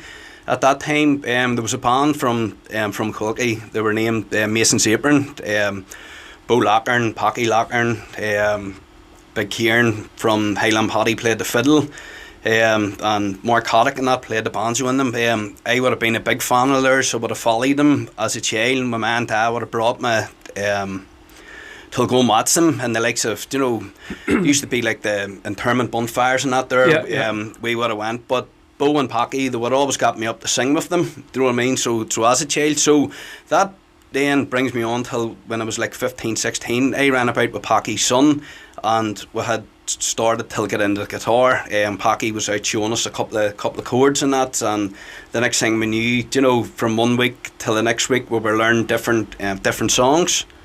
So So would it have been all like sort of rebel and folk from the No. It kind of went. Believe it or not, I think the first tune Pocky learnt us was T-Rex, Woman of Gold. Do you know what I mean? So it was. Actually played a bit of T-Rex last night at the party. I love the boogie. So it went from rock music as such till we used to have the keys there of the Gutsy Centre. It was a Republican prisoner centre in Lurgan. The fellas would have give us the keys there. It was kind of like it got us off the streets, and they gave us a room there to go down and play music in. So we weren't annoying anyone, you know. So we could set the gear up and go down and blur it out. So yeah, it was good that way. Like, you know, we could have went from anything. You know, it was like a maybe 7-piece band at the time. Do you know what I mean? Like, we're just all mates. maybe five guitarists and a drummer and a bass player. You know, so it went from anything from Metallica till Oasis till folk music. But I would always through the folk in. Right. So see, obviously, when you were 16, so you sort of first started up the band Twice Daily. So obviously back then it would have probably been a much different sort of setup than it is now. So who actually, how did the band first start up, and who was sort of originally in it? And tell us as well, so what was the idea behind the name of the band? The name of the band. No, we had started the band down in the mate's garage, down Shankill Estate. It's just, let's see, Shankill? Aye, it's just right beside Clonagale. So not Shankill up in No, Shankill and Lurgan. So we had started the band down there in the mate's garage. And look, there was myself on guitar. There was Anton played the guitar at the time. There was Rory, a fella called Rory Craney played the banjo, and Joel Furphy played the whistles. So we had started it out, and we were asked to play, believe it or not, with Mason's Apron down in one St Patrick's Day. And Bo had rang me and he says, Marty, we need a name for you because we're putting posters out. Right. Now, we hadn't got a clue what we're going to call ourselves. No one most bands at the start. No one could agree on anything. And it came to the crunch. Big Anton lifted a Wolf Tone CD up, and he says, Marty, I'm going to close my eyes. He says, this time I'll win the stop. So he went up and down, right. and I said stop, and there you are. We became Twice Daily. You know, so it was just, we could have been called anything. So there's no big story about why this was, you picked our name though? No. There was no. We needed a name. The posters were being printed, and we became Twice Daily. So what are the first gig you obviously playing with Bo and them? What was St Patrick's Day? I was St Patrick's Day in the place Centre Point. At that time, it was a place. That was a nightclub, wasn't it? Yeah. Centre Point, yeah. It was a big venue. Like at that time, geez, there would have been maybe 700 plus people in it, like, yeah. so it was a good buzz. Do you know what I mean? Like, I'm not saying we're any good, but we get up and give it our all. Do you know? That's it, mate. So listen, obviously we'll say Marty's going to do a couple of live songs. We'll do the first one now, right? So tell us what the first song is. What you're going to do? The first song that I'm going to do is Redemption Song, originally by Bob Marley. I put this one onto the new album. It's different. It's a wee bit out there, but personally, I love the song. I think it is a great song, and it's probably one of my favourite songs to be doing at our gigs. Yeah, so yeah. I really enjoy it. Like, Gary Oak does it as well, so he doesn't. A lot of all his live gigs, he always does this song. He'll say, "Listen, look, this is for me. This one." Yeah. You hear listen, he said, "But listen, this is just one of my favourite songs. So we'll do your damn song." So yeah, there's actually a story behind it. We played before Gary Oak in the Celtic Club one night, and I had done it as kind of. I think at that time there was an off fella in playing with Stevie. I think he had busted a string on the guitar. I was playing the banjo at the time, so I says, right here, look, I'll do Redemption Song on I had my guitar with me and whatever, and he kind of turned around and he said, "Fuck me, I enjoyed that." Like, so. Oh, Gary did. You know Aye, so it was good. It was good that way, like. I know Gary. He's probably notorious for like not changing the strings in his guitars. I see a few people say this here. He said he's like wild. I mean, literally, like he just until them things like fall apart and he just won't. He's constantly just always like tuning in all the time during the gigs, like. So Right. like whatever. No, I didn't know that there. I would just change him as and when the snap, like. I wouldn't be changing him on a weekly basis. Right, so listen, I'll turn my mic down now, and then because obviously these condenser mics, it may pick up the Marty's guitar. So here we go, folks. This is the first tune here with Marty Magennis from Twice Daily, Rebel and Folk Band. This is Rebel Sundays, and this is the great Bob Marley track, Redemption Song.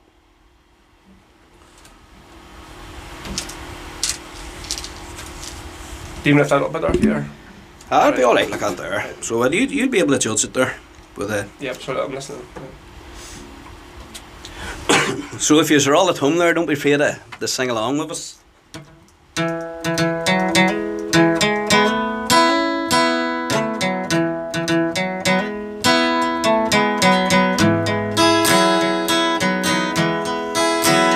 Oh, pirates, you say I'm tight. So lights on merchant ships, minutes after they take aim from the bottomless pit. But my hand was made strong by the hands of the Almighty, and we forwards this generation triumphantly. But won't you help to sing these songs of freedom? Is all I ever had. Redemption songs, redemption songs. Emancipate yourself from mental slavery, but none ourselves can free our minds. Have no fear for the atomic energy, 'cause none of them would stop the time. How long shall they kill our prophets while we stand beside and look? Say it's just the part of it. We've got to fulfill the book, but won't you help to sing these songs of freedom? Is all I ever had. Redemption song, these songs of freedom. Another song of freedom, redemption songs. Oh, sorry, man. There we go. Fantastic. There's Marty Magennis, the first song out, Redemption Song. Loads of great comments coming here. Bobby Fields on. Fantastic. Bobby. Philly Brown, Bernie McGann as well. Go Marty. Martin Milan as well in County Cork listening. Feed the Bear, Bob Marty, loving it. Yeah, just a few people saying, yep, the sound is perfect. Happy days. Right, so we're back to the interview. So let's see, what's the other stuff we're doing? Right,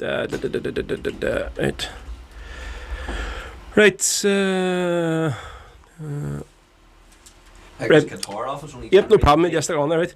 So obviously, the first phase of Twice Daily obviously didn't last too long, Marty. No. Obviously, so what was the sort of the reason why sort of you all sort of went like your separate ways? Then obviously talking about going to university and stuff, whatever. And yeah. Well, that's it. It didn't last that long at all.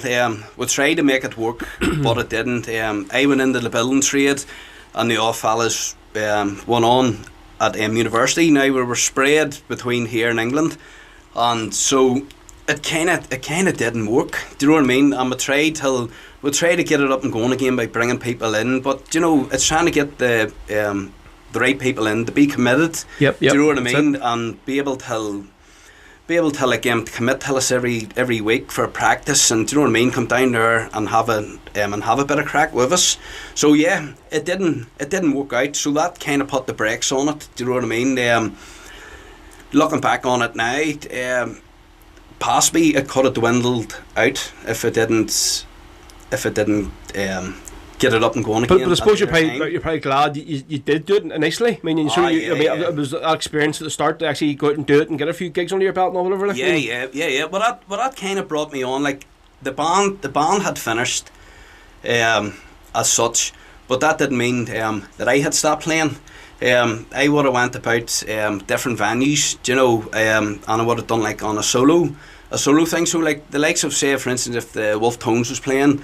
In Lurgan, if the Irish Brigade were playing, back here there was umpteen bands played about Lurgan and that. I would have just went to the venue and says, here, look, if you don't mind, look, I'm a young lad starting out, would you mind if I played before the band tonight? You know, like they would have said to me, well, like, do you know what I mean, with the costs and all this carry on. I says, look, fella, I don't need any money. Do you know what I mean? It was exactly the same. The music with me with the DJing at the start. Like a lot of people would have said to me, you're mad doing gigs for free and all, but I think I would have said to the bar, listen, look, I go in the night and do a gig for you. I mean, just obviously I'm not looking at money for this one. I just want to try and get actually experience playing in bars or whatever. And you might have found like a couple of weeks later, the guy was like, well, sure, we'll give you every Saturday night or something. If you enjoy that, no mean whatever, or we'll have any Christmas or parties, we'll give you a shout now if you can come in. Well, like it kind of worked out. So say, for instance, like if it was, I think it was Dirk Warfield played in the Stables in Lurgan. It was maybe 15 quid for a ticket. So I worked it as in like the tickets were sold out. Yeah. So I worked it there that here. I was getting in, right? So I was getting in for free. And I would have says, well, here, look, would you set me up a couple of pints? Do you know what I mean? And that would have been my night sorted. You know? You're getting to see Derek Warfield as well for free. So obviously during the sort of 4 to 5 years before the band started up again, so were you doing any like then solo gigs, like just sort of pumping yourself, or were you just concentrating on just your other work or whatever? I mean, then no, I was kind of just working flat out. I wasn't really doing much at the music. You know, I was young. Do you know what I mean? I had so much. Do you know what I mean? That I Did you go to university as well? Did you? I did. I was up in Derry. Studying like? I was community youth work. I studied there, so I worked in the local area there. My main thing in Kilkee was youth unemployment, so that was my take on the youth club, like. So did I find a lot of people like see the amount of musicians I've got on the phone doing interviews with, and obviously they'll be doing this, but you're doing like a degree now, whatever stuff, and then you're going to yourself like, but what do you go do afterwards? See, and then I speak to people that have done a degree, and then I'm working in a bar or something, or what I mean, and you go like, well, I don't know what this degree is going to get me. Like it's all great getting this qualification, though, but there's no job going. Do it. Like. Well, that's it. I went. I was working in the youth club at the time, and it was great. Do you know what I mean? It was at the top of the estate, 2-minute walk from the house. Do you know, it was perfect. And then as Stormont collapsed, the funding collapsed as well, and do you know what I mean? There was I went from a full-time job till 15 hours a week, and then with that there I had to travel to Derry one day a week for 4 years to finish my degree. So I went to I took a job. So McGee, was it you were? Yeah. So I took a job elsewhere. Do you know what I mean? And then Aye. So obviously then a few years down the line, right, a session happens in Lurgan Celtic Supporters Club, right? And obviously this sort of rekindles your passion for maybe starting the band off again, right? Right then, like. Yeah. So I was asked would I mind coming along. They were starting a session up in the Lurgan Celtic Club. So I went for a couple of weeks. I brought my guitar with me, and we were just singing along. So what I went from, I would have done say like a folk number, someone else would have done a rebel number, someone else would have done say Oasis, and it just went round in a circle. Maybe someone who didn't play an instrument would have just says, no, here, I want to sing along with you, and they would have joined in and done their party piece. So it started out as we were getting a couple of pints, and at that time I think the Celtic Club was $2.50 a drink anyway. So look here, 20 quid. Do you know what I mean? It was a great day out, and they set us up free drink for two. So it was like 20 quid done me all day. Yeah. So that moved on. There was two fellas there, Don and Stevie Burns. Don had played the whistle, and Stevie played the guitar. So I kind of identified them two, and I went to myself, look, this here would make a perfect three-piece band. I then went on and started to play the banjo. It was just by chance it worked out, because I wanted to change the music up a bit. I didn't like the sound of two guitars and one whistle. Do you know what I mean? It didn't sound right. So you never played the banjo before ever? No. You were straight into like trying to learn it, like? Yeah. So I picked it up easy enough. Now there's banjo playing. Do you know what I mean? Like I could cover myself. Do you know what I mean? But the likes of songs there where like we're singing along. Do you know? Let the people sing and that. Yes, I could pick them up, no problem. They get into reels and jigs and that was completely different from it. But yeah, that was twice daily back on the map again. So what was actually the layout then of the band? What was the sort of, so it was then yourself and banjo, a guitar and a whistles then? Yeah. So you no bass or anything? Or no. It was just a three-piece band.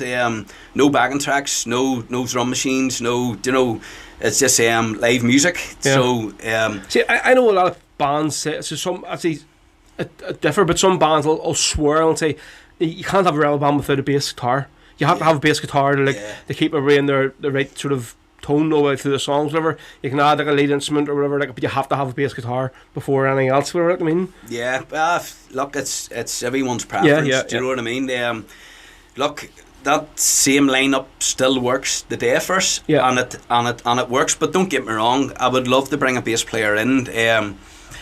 I've also played with an odd band, the Rogues. They had the bass player and the Boron player. Do you know what I mean? That's partial Rogues. Yeah. So like Barney names. From Newry there from, isn't it? Yeah, I'll Banbridge and that that direction. Yeah, so that was complete different sound. Yeah, they're more trad, like they are. But then it's going to the venues and telling them, look here, we're no longer a three-piece, we're a four-piece, five-piece, and look, you have four, 5 people to pay. Do you know what I mean? And not just the three-piece. Yeah. And how do we transport them? Do you know what I mean? Because it's perfect there with a three-piece. Do you know what I mean? We can fit in each other's cars with the gear and that there. So it's. But when you start adding a few more bodies on. Yeah. So like going back till the Celtic Club, we had started the band up and going again. We had a couple of practice sessions and whatever. Because I would be a Foster's man. It just happened one day that the club had asked us here. I hear you have the band up and going. Do you know what I mean? Here Celtic play Rangers on Sunday. Would you mind? Do you know what I mean? Doing it. And so that was our first gig as the new three-piece. Yes, as the new three-piece. So yeah, well, that kind of kick-started. Do you know? So actually, just talking about that, the Celtic Supporters Club. I seen a documentary during the week. About it was basically all about Celtic fans over, and it featured wee Jay Beattie. And his dad, and Marty, isn't he called? Yeah. And they've done it, but they were actually up in the Celtic Supporters Club in Lurgan. And love that kid, like, fair play to him. Like, I know he got a lot of shit on live and people, but like, I used to deliver beer in certain bars in Lurgan, whatever, and I spotted him one day. He was actually, it was grand. I was picking him up to bring to school there, and I was like, Jay, I didn't open the window, whatever, and like, he was brilliant. He was like hugging me and all, whatever. I said, jump in, get a selfie. Wee Jay, do you know what I mean? Great, like, he was like. Do you know what I mean? It's good to see the likes of Jay and the profile that he has, you know what I mean? It does your heart a world of good. You know, we actually had Jay one day up with us on the stage in the Silla Club. Right. Jay was only a wee nipper, like, and I think at that time, where did I get this right? Did he bring his own guitar with him, or did I give him one of our mandolins? But it was the time. It was only me and Don there at the time, and he was up here. He was only like a wee nipper, like like at that time. So obviously, so Stevie had to leave the band due to work commitments. Yeah. As he sort of left only yourself and Don. So obviously, that's probably a bit of a turning point, as you sort of said, and needed to sort of step up and take a more leading role in the band, sort of the social media side of things, trying to get bookings and all on. So do you think it was a positive factor, maybe Stevie leaving, where you had to sort of jump in a bit more and be a bit more hands-on? Well, don't get me wrong, do you know what I mean? Myself and Don were sad to see Stevie leave, but like anything, do you know, being in a band is a big commitment. So yeah, it was a turning point for Twice Daily. You know, it meant there that social media had kind of really like kicked in at that time. Do you know what I mean? So like it opened my eyes to different bars and different venues, and we were getting messages from like different places. Do you know, from normally just playing around Lurgan, Armagh, that there. Do you know, till like I was getting phone calls from our private messages from the likes of Donegal, do you know what I mean, down here in Belfast, you know, as far as wherever. So yeah, here it definitely opened a lot of doors for us, and it was definitely a turning point. So it was. So obviously, by this stage, as you said, you're getting a lot more sort of gigs coming through all over the place, whatever. Obviously, maybe 2 or 3 every weekend then, instead of maybe one a month or whatever. Yeah. So then obviously Don left the band as well. Obviously the commitment was a wee bit too much for him, so he had said to leave. So obviously you're back with just yourself and probably like a full sort of diary of gigs. So tell me about then touching base with Wayne, who sort of taught you to play the banjo. Yeah.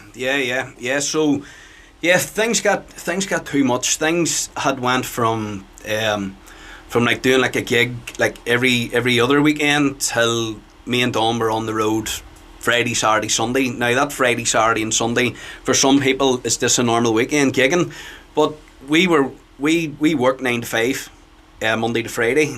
With that there, we could have been in Donegal on the Friday night.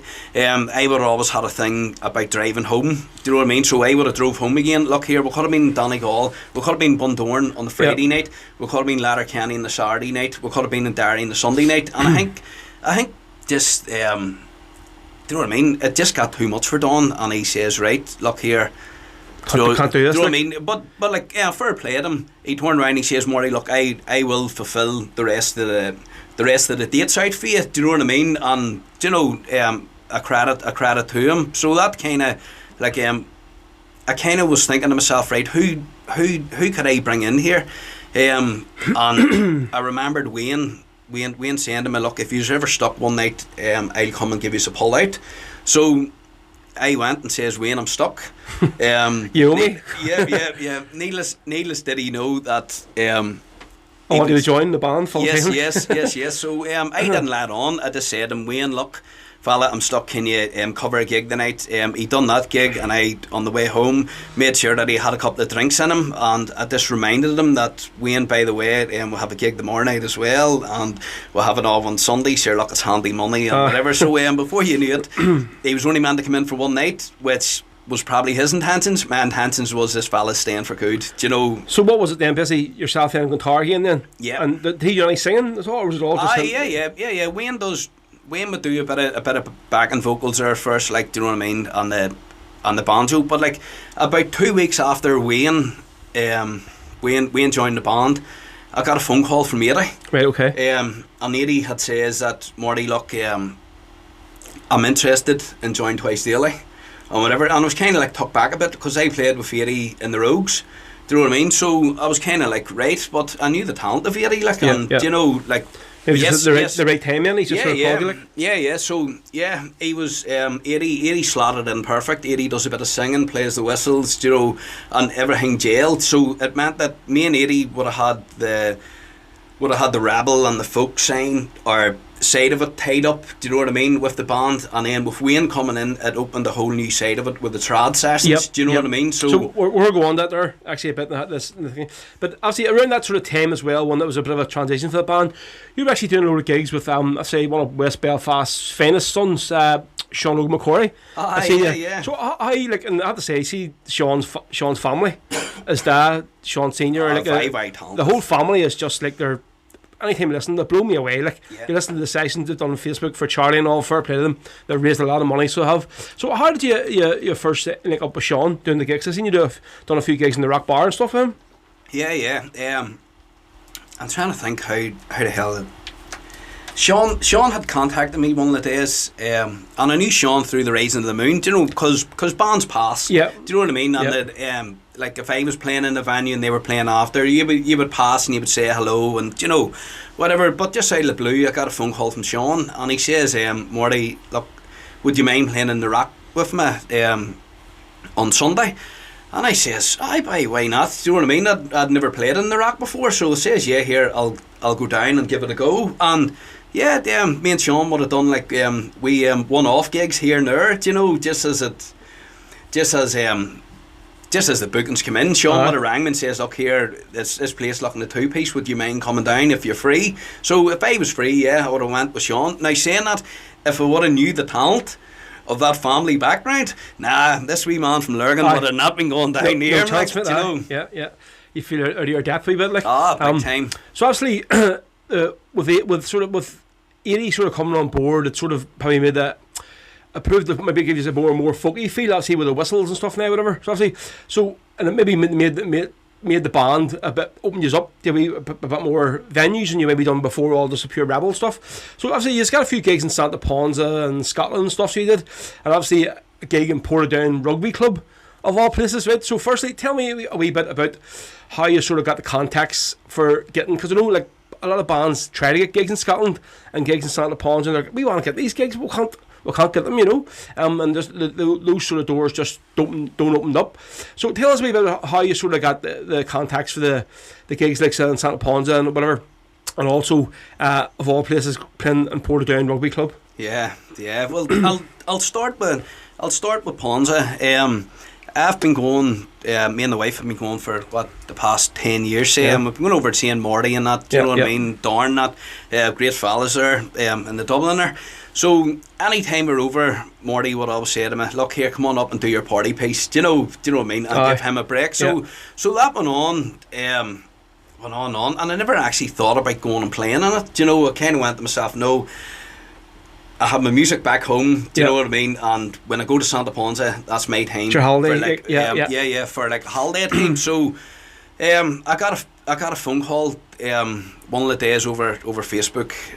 There was one of the girls from the bar, and she had says, look, there was a slot open for like a while, would I mind doing it? And I had to say, fuck it. But at that time, the wife was, do you know what I mean? She was pregnant and that too. And, right. Great crack when the heat I'm going through that now, but so I'm like trying to turn gigs down and all stuff. You're going like Laura's due in maybe August, September. Yeah. And like, people are ringing up going, could you do this in really attractive gigs? Yeah. And you're going, I can't really commit to it right now, because like it's, I don't want to say, I'll do it, and then all of a sudden I can't, know what I mean? So Santa Ponsa, it was, me and Eddie went and done it. It didn't suit Wayne with work, do you know what I mean? Like, it's like anything, this thing was sprung upon us. We had to make a decision there in the end, and we were going in like 2 weeks, do you know what I mean, as such. So yeah, I got the time off work, Eddie got the time off work, and Wayne couldn't. So the missus come with you? Yeah. So like I was at two. Eddie's family went. Right, okay. And my family went, do you know what I mean? So how did you find doing the work holiday sort of thing? I mean, it doesn't work. I've had this exactly the same conversation with Paul from Clover, right? Because they went over there, and he said to me, he says, I love doing it. He says, but he says, you're in the main sets, you're not playing at like 3 o'clock in the morning, so you are, and then obviously then you're going trying to get up next morning, do all the family stuff, the wife and the kids, whatever. And he says, if you're either going to go over, you have to go over as a holiday or go over and gig without the family. You just can't do it. The both of them. No. It was tight going. I think the slots were like Marty names would have finished at like Marty and Dorn would have finished at 12 o'clock. Aye. So by the time the day took down and we got set up, we were playing to 4 in the morning. Do you know what I mean? So like I was then finishing at 4 in the morning, and by the time I got up to the hotel there was no taxis or nothing, so you had to dander up. Usual. Do you know what I mean? Sweat beating eye, do you know what I mean? The old sun coming up, sneaking into bed, do you know what I mean? So the wife's going, aye, what time were you in at? Yes, I was in early, I wasn't drunk, and do you know what I mean? the normal carry on. But yeah, you were getting up the next morning and you had to go and do the family holiday. Yeah. Do you know what I mean? So like siesta time, do you know what I mean? That wee nap time in the afternoon, that was a godsend. Obviously, well, Marty, because I've sat down and done this interview with him, but he's made that his life over there. I mean, where he got his boat license and he's over and he goes out fishing. He got his motorbike doing it, and obviously gets a wee bit of sleep, and then goes and does his gig every night, whatever. And it suits him. It loves it. He's no like probably sort of family over here where he has to commit to. So it's great for him. But I've seen other bands where they've thought, yeah, we'll go over here, can't wait, and then maybe lasted 2 gigs, man. Listen, this isn't working. I can't do this. No, whatever. It's tough going. Like, do you know what I mean? There's a difference between gigging here and or like gigging in Santa Ponsa, where like you're living in a hotel. Do you know what I mean? You haven't got your own comforts, or do you know what I mean? You're living up in a hotel room. So yeah, it's definitely different. Like it was hard work. It was hard work. It definitely was hard work. Like I take my hat off to them guys that do it 7 nights a week, and that was the thing too. It was 7 nights a week. There was no break. Yep. Do you know it's what I mean? full on, Like, But in theory, it's just brilliant. We're going to play in Santa Ponsa, but it's a big commitment. Like, do you see after the last night of the gigs? It was brilliant. You see to go back and to throw the guitar into the hotel room and go, right, that is work over. I'm finally going to lay up. Do you know, and like laying up on the beach like a big red lobster. Yeah, that was fucking exactly. brilliant. If I pulled this top up now, you'll see me. So I got into the pool yesterday and literally 4 hours we were in it, and not a bit of sun came on me, and paying for it now, like. So right, so obviously, and talking about Scotland as well, what sort of bars did you get over there? Cause I've been over many times with the flute band, and it's a great weekend. Like, I mean, obviously you need a couple of days off after it. You can't just go straight on the work, whatever. I mean, but it's just the buzz, I think, of going over there and playing on a stage, whatever, or just obviously after a Saturday match or floor Saturday match, and then it's a great experience to go over and play, like, so, isn't it? Yeah. No, Glasgow's brilliant. I've been now. It started off. I went with the Rogues. And we had done them. Barney had got gigs, and I had source gigs, and we combined them together. Yeah. And I just kind of always said to myself, you know, I was getting to the point. Don't get me wrong. It was me, Barney, and Sean, and we had a great time. Every gig was brilliant, but I was fronting them guys. Yes. Do you know what I mean? So people were saying, you know, Marty, who are you, and whatever, and like I was kind of going to myself, look, I don't play with these guys. I'm just over covering the weekend. Yeah. I'm from the band Twice Daily and whatever, and they were like, oh well, here, we haven't heard of you, and do you know what I mean, whatever. So that was a turning point. I kind of like dug in, and I said to myself, right, the contacts that I had made, I was going to go back and ask them, look here, can I bring my own band over? So like over the years between Twice Daily and the Rogues, where we play St Vincent's, whenever it first started out. What do you think of that place? It has changed. It has changed over the years. I've been out twice, but it's been maybe it was open 3 years from when I went. I didn't go at the start, and a lot of people, other bands, all say as well. Oh, at the start it was a bit sore, but now it's really changed from when it first opened and stuff. Andy Sherry, Andy from Kelly's. Yeah. Andy had it first when it first opened, and we had played in it when it kind of first opened. It was brilliant. It was, do you know what I mean? It was top of the range. It was class. Like, they had the best sound system and all that carry on in it. Like, do you know, and it was a real nice, friendly place to play in. Like anything, Andy moved on. Different owners come in, try to keep the same thing going. Look here, it's still a good place. Do you know what I mean? But it probably just not as good as when Andy had it. You know, and that kind of like we played there. We played St Vincent's, Malone's. See, way would you describe Malone's? Because is it like I know Danny Kelly and plays there, and I know whenever they Raise the Moon, that's the only place they play him. Over in Scotland, they only play Malone's. Is it like a rebel set you're doing, or is it more folky stuff? Or? Yeah. Well, like we would have threw a mixture in. So Malone's is a Malone's would probably be the best venue ever. Like, you know, it's kind of like one of them ones. Like, you would need a shirt on you. Do you know what I mean, to go in? Like, so like you're going in for like a rabble session, but you would be dressed like to go out for the night. Right. Okay. Do you know? So like, we would have done Malone's, or vice versa. We would have maybe done the Squirrel. Right. And then that's a big difference going. The Squirrel, the Malone's, like yeah. So like it's, you know, it's going from the Ritz till the McDee's and the Glen Road. Yeah. But saying that there, the Squirrel, big skins bar there, like, do you know, absolutely brilliant. Like when we were tucked by the hand. It's like, probably one of the best for Glasgow, one of the best rebel bars going play. So it's like, I see, like, I spoke to so many people that said, I know the Irish Brigade swear bet. Yeah. Like, Skim was the first person to give them a lot of gigs over there now. Yeah. And they say, like, it'll always be our first port of call whenever we're going to Glasgow. Definitely. Like, if I was going over again, yes, Skin would be the first person that I would contact. Do you know,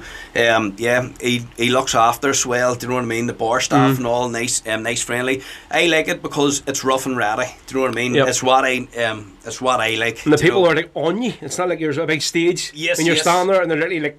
Face that way, like. Yeah, and like, do you know what I mean? I like the bit of banter, a bit of slobbering back and forth. So here, the squirrel suits me. So talking about this here, when this here phone call came from Portadown Rugby Club. Yeah. So what was that all about? I mean, did they sort of know what kind of band you were, or what was actually the gig for? They were looking you for? Or? I didn't know what the hell that this thing. I actually thought it was a piss tech. Do you know what I mean? So yeah. Well, mates or something. Yeah. We got a phone call one of the times. To go play in Portadown Rugby Club, and I kind of went to myself like, what the hell is going on here? Do you know what I mean? Like, and I was a wee bit weary of it, whatever. So we pulled up. We kind of sat in the queue for a bit. But what did they say when they called you? I mean, we're looking at a folk band, or what was it? Yeah. We want a folk band to play.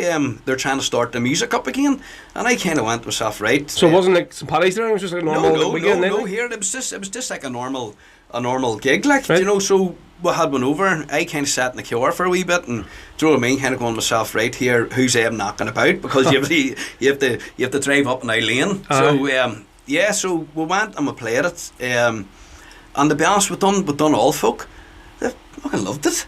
Do you know what I mean? So they asked us would we come back and all and play it and like play again, and you know, so it was just the dates they were looking didn't match because maybe a lot of folk music, like, they couldn't do it every week in the likes of places. Do you know what I mean? But they were like looking the likes of Paddy's Day and all, and I had to say to them, look, we're slap booked. Do you know what I mean? Yeah. For every Paddy's Day and every event. But if you have any odd Saturday nights, whatever, I'll try and cover them for you. Like, so yeah. So from going from maybe the Wolf Home Bar on the Friday night to playing, Portadown Rugby Club. What way were you sort of received when you're in there? I mean, what sort of stuff were you playing like? Oh, it would have been Black Velvet Band. Do you know what I mean?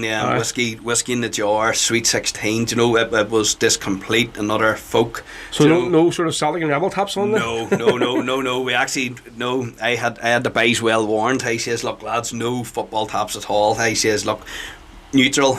I says, don't be having anything with any.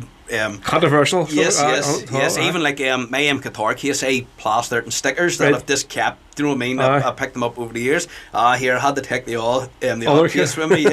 Yeah. So it wasn't highlighted. Like, you know, there's 3 wee Fenians from Culkey coming over here. See, just talking about with the rugby club. There's one in Belfast, right? But it's up by the Malone Road. And I can't actually remember the name of this, but they're in this like Premier League and whatever. It's a real like big rugby club in Belfast.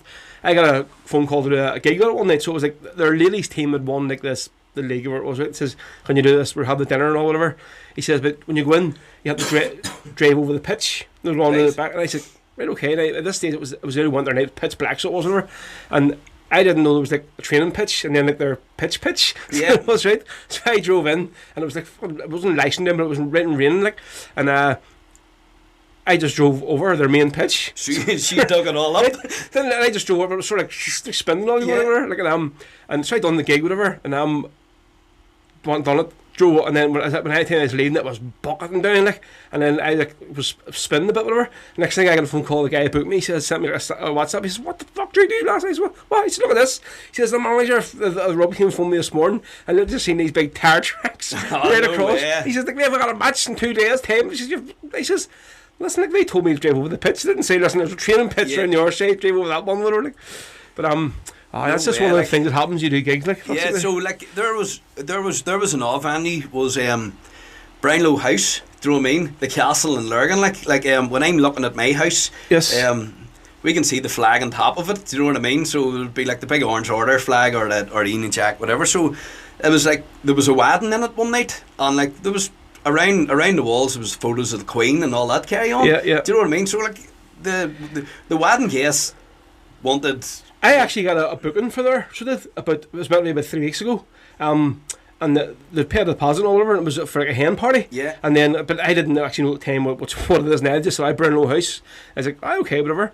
And it was, but somebody got COVID or something, so now we're going to cancel it. But it's obviously now you're telling me what the venue actually is. It's so it's actually the headquarters of the Orange Order. Aye, that would have been the headquarters of the Orange Order. So it was, and yeah, we were up. It was actually Bo Lockern was there as well. Right. So it was, and Pocky. Were they guests the wedding, or it would have been Pocky's son's wedding, and all the boys all got together and played music. Do you know what I mean? So yeah, there was photos of the Queen all around it, and us boys playing chucks. Do you know what I mean? So like you would have been belting out the Ballad of Grace, and do you know what I mean? Let the people sing and all. Seriously, yeah. So like Paddy would kind of be like non-political and whatever. He at that time I can mind him saying he was getting married in the castle, and he kind of just says, look, Marty, the wife, do you know what I mean, or the wife to be, she wants to get married in the castle, so there's a castle up there. So I think he had to move the date till Paddy originally wanted to get married on the 12th of July because that's when he unfortunately that date wasn't free for the Orange Order. So that was because he was off for 2 weeks, right? And he thought to himself, well, everybody's off the 12th of July, right? There's when we're going to get married, so do you know what I mean? There'll be no one says, right here, we can't go, whatever. So Paddy went up to the castle and he asked the question, look here, I want to get married, and they laughed at him, but Paddy it didn't dawn on Paddy, do you know what I mean? He was all like, well, like is my money not good enough for you? Do you know what I mean? So we're doing something that day. Yeah. Your man had explained to him. He says, no, look here, it's complete no go that day. So they had to move the date onwards, like. Right, so listen, we're going to do another song now. Obviously, loads of people had asked, like, as every week, for Grace. So obviously, Marty said we're going to do Grace now. Folks, actually, a song everybody loves. It's a real, probably the most loved Irish love song written of all time. So it is. And obviously, it's on my album, the Rapes for Hope, the Callie's Men version. Plus, the song Marty Healy does. Sean McCafferty. Sorry, Sean. The one Joseph Mary. It's basically in Grace's eye. Sorry, man. So listen, I'm going to turn my mic down again. And this time we're going to go with the next song with Marty here live in the studio, and this is the Ballad of Grace. Well, as we gathered in the chapel here in Hull, Kilmainham jail, I think about these past few weeks. Oh, well, they say we failed. From her school days they have told us so we must yearn for liberty. It's all I want in this dark place, to have you here with me. Oh, gracious, hold me in your arms and let this moment linger. You take me, I heed its on, and I will die. With all my love, I place this wedding ring upon your finger. There won't be time to share our love, or we must say goodbye. Well, now I know it's hard for you, my love, to ever understand. The love I bear for these brave men, my love for my dear land. Oh, what when Padre called me to his side down in the GP hole,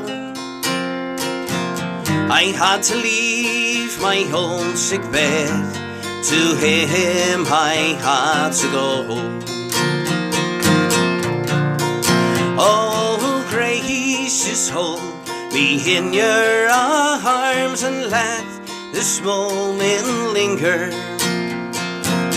You take me, I heed its on, and I will lie. With all my love I place this wedding ring upon your finger. There won't be time to share our love, or we must say goodbye.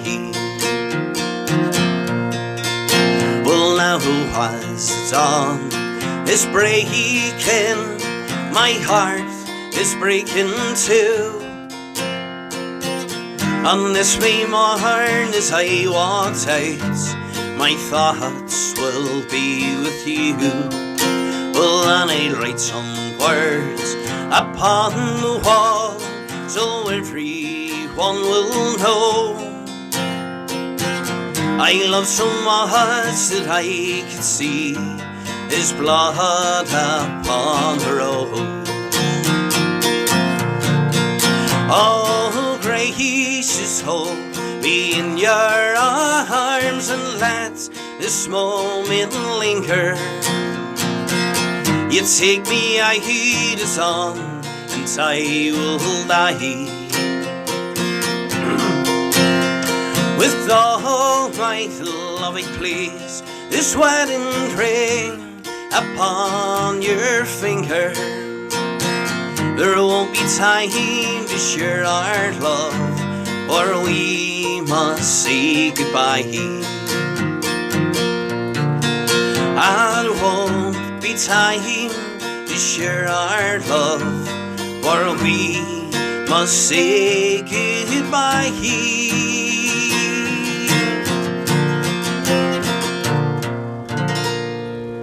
Fantastic here, folks. That's Marty Magennis with the Ball of Grace. In case you just joined us, I see a few people just popping in.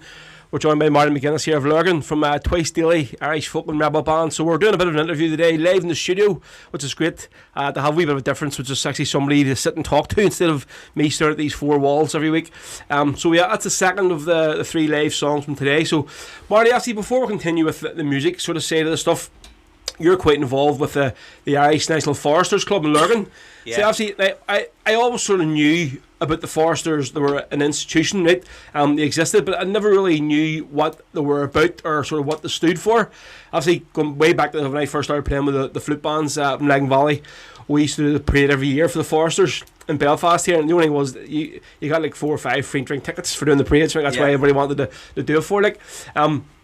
But obviously, sort of, how long have you sort of been involved with them?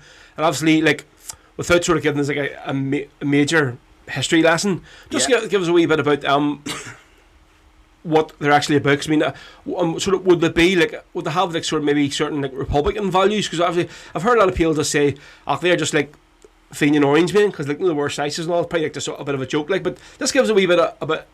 Not so in depth, but just about the Foresters in general. Then, just to start off, like, you know, people would say that we wear sashes. Yeah, we don't wear sashes. We wear collarettes. Do you know what I mean? So, collarettes. Yeah. So we wear collarettes. The Foresters, for some people, don't even know. Do you know, the Foresters have been it's actually a breakaway from the ancient order of the Foresters, and this was the Irish National Foresters was founded in 1877 in Dublin, right? By a fella Hutchinson.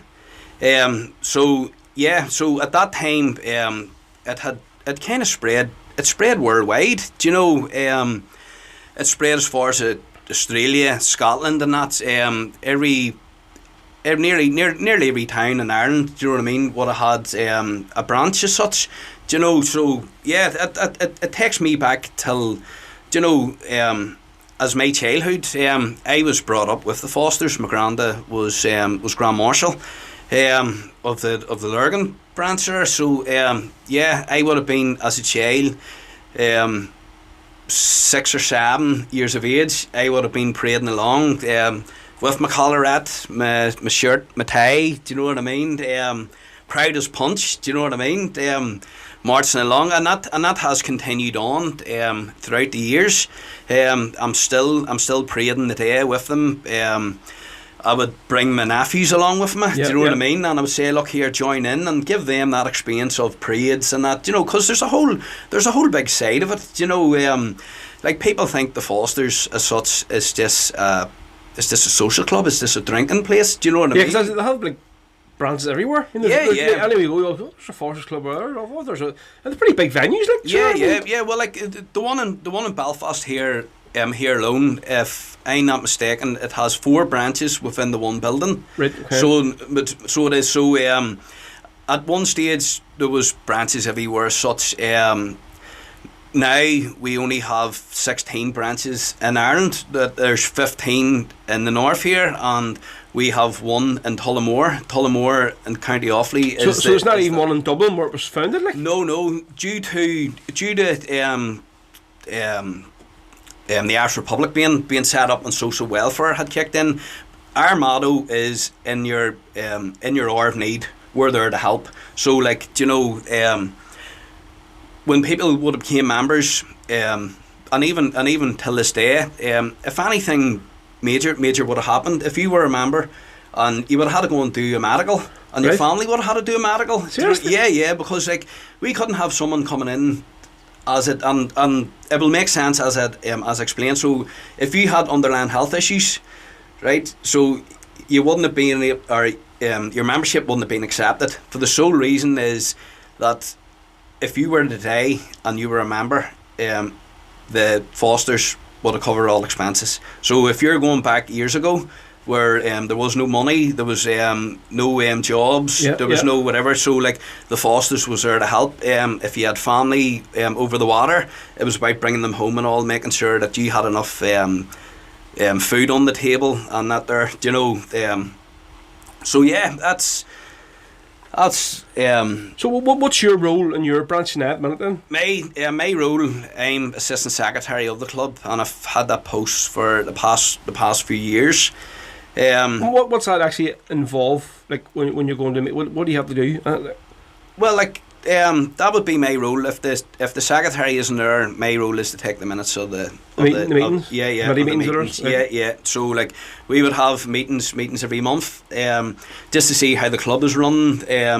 Like there's 2 sides of it. There's the branch, and there is the social side of it. Yes, do you know what I mean? Yep, so like if we need to make sure that both is run smoothly, and we're still keeping to the principles of unity. Jesus, I'm forgetting it now. Deliverance and nationality. Do you know what I mean? Is the three main principles of the Irish National Fosters.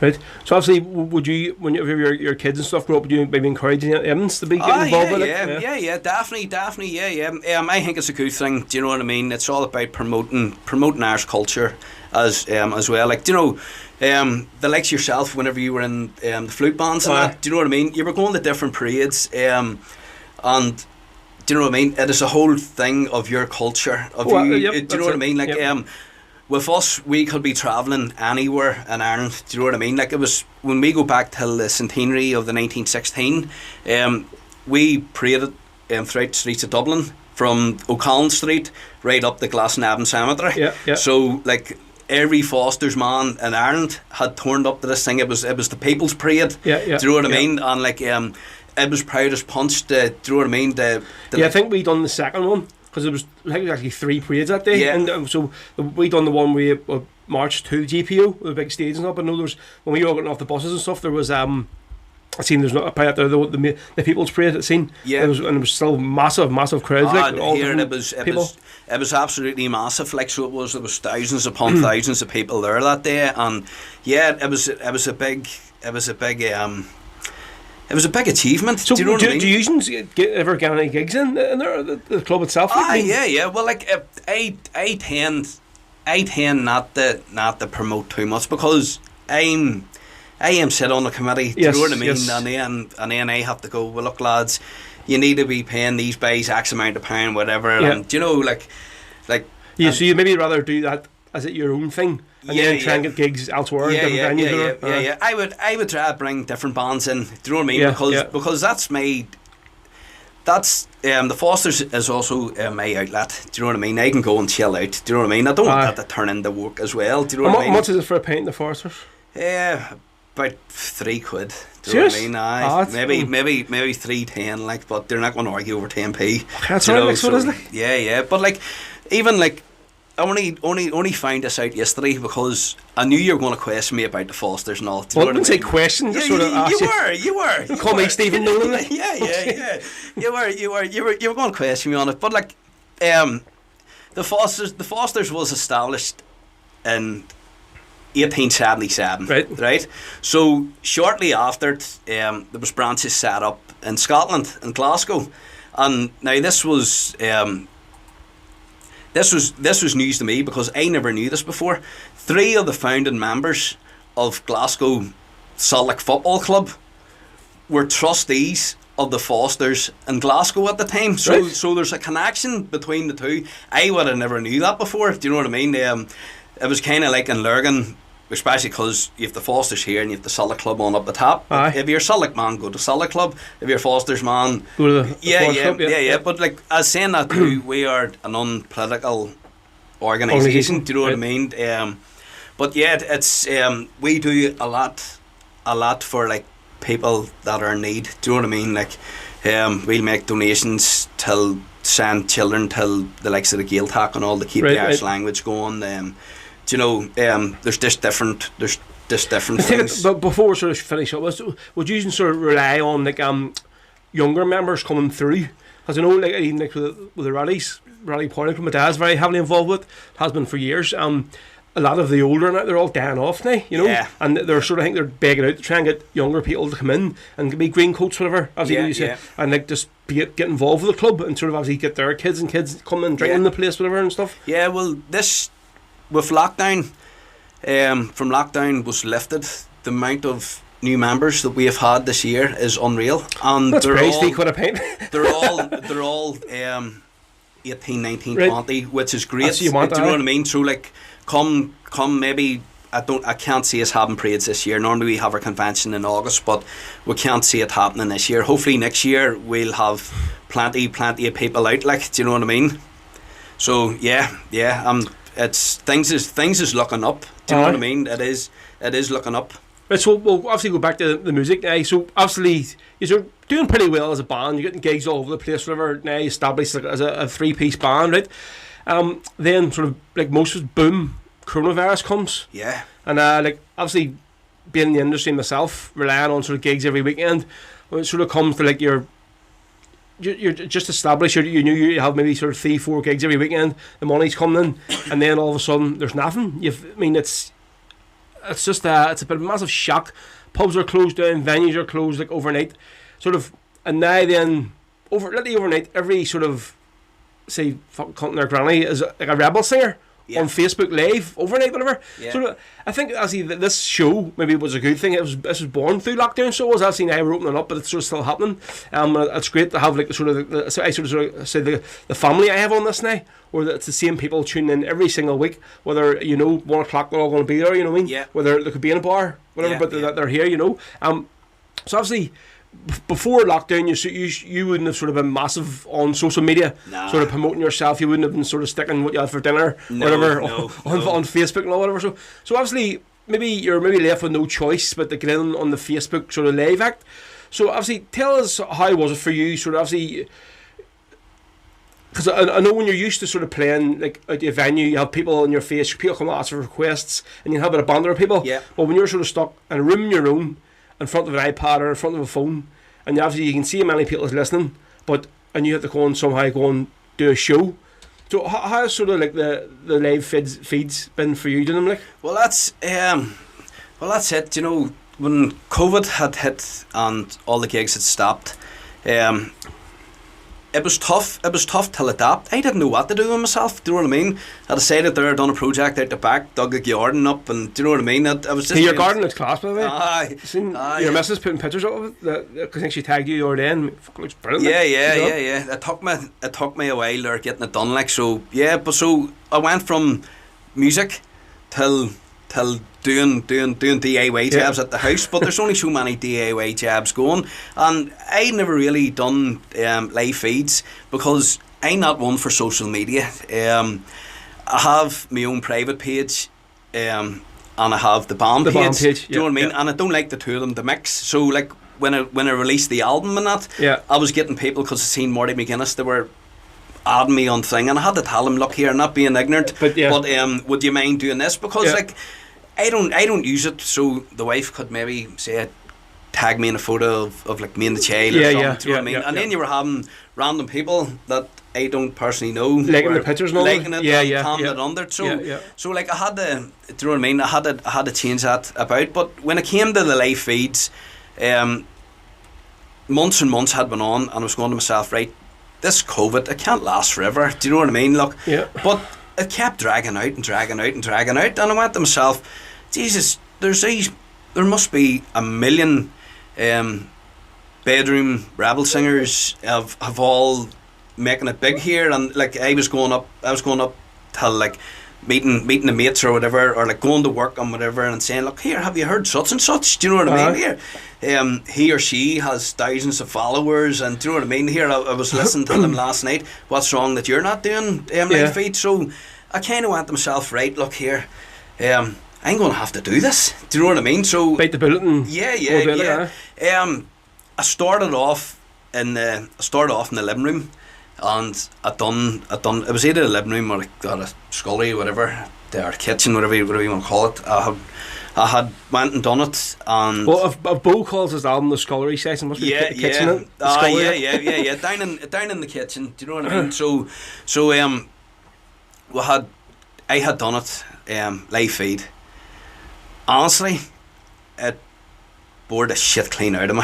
Do you know what I mean? And I don't mean that in a bad way. But I couldn't see the bloody iPad. Do you know what I mean? I had the iPad set up there. I couldn't see the thing, so every now and again I had to get up and go over and look at the thing, and you know, it just wasn't that their same feel of playing live till a crowd that are singing along. And then you're getting something back after it. They're going, they're cheering, or going, brilliant, or after you're going, right, you're a thumbs up or a heart or something. I mean, that's all it was. So like there was like one of the tunes, I can't even mind what it was, but I gave it everything. Right, I gave it absolutely everything, and I don't think there was a wee like thing come up at all. Do you know what I mean? Is this on? And I went to myself, Jesus, what's this all about? But then it took me a while to adapt to it, because the wife then would have been saying to me, do you know, Jesus, such and such is watching you, do you know what I mean? They're sending Snapchats through here, tell Marty we're watching them or whatever. So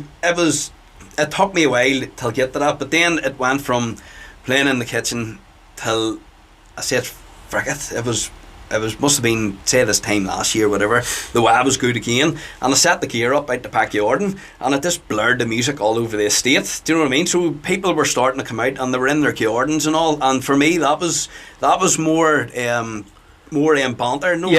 People were in their backyards and their front gardens. You could hear them roaring and shouting. Here, can you play this? You're still getting something back. Feedback.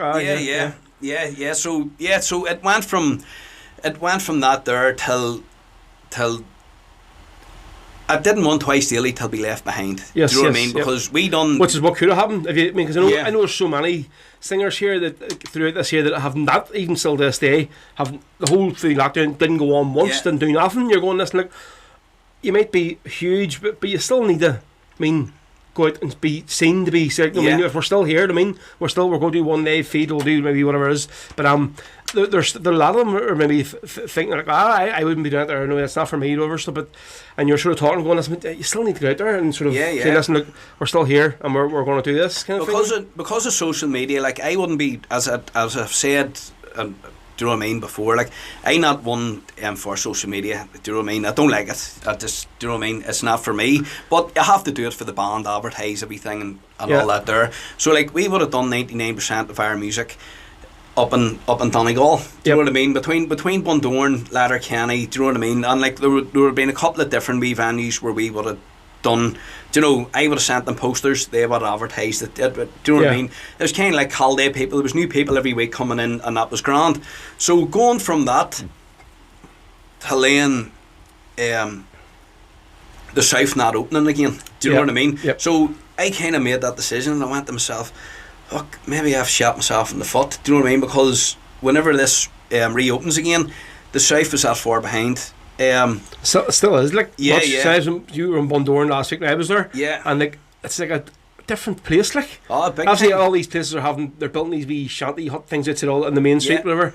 And and I'm then sort of going, well, is this going to be the long term thing? They aren't building these things for nothing, like. I mean, so when you go actually be able to get in, and it's all this thing about vaccination passports and all that. Yeah. In the South, well, you can come in and listen to music, but it's you have to show us you've had your 2 jobs all in the ring, and it would be like I could go to Donegal and I could say to the venues pre-COVID, look here, have you any gigs, whatever, do you know what I mean? Look here, we're twice daily. Yes, we've heard of you play, and you know what I mean? I'll not say the venues, whatever, but you play in such and such venues, whatever, yeah.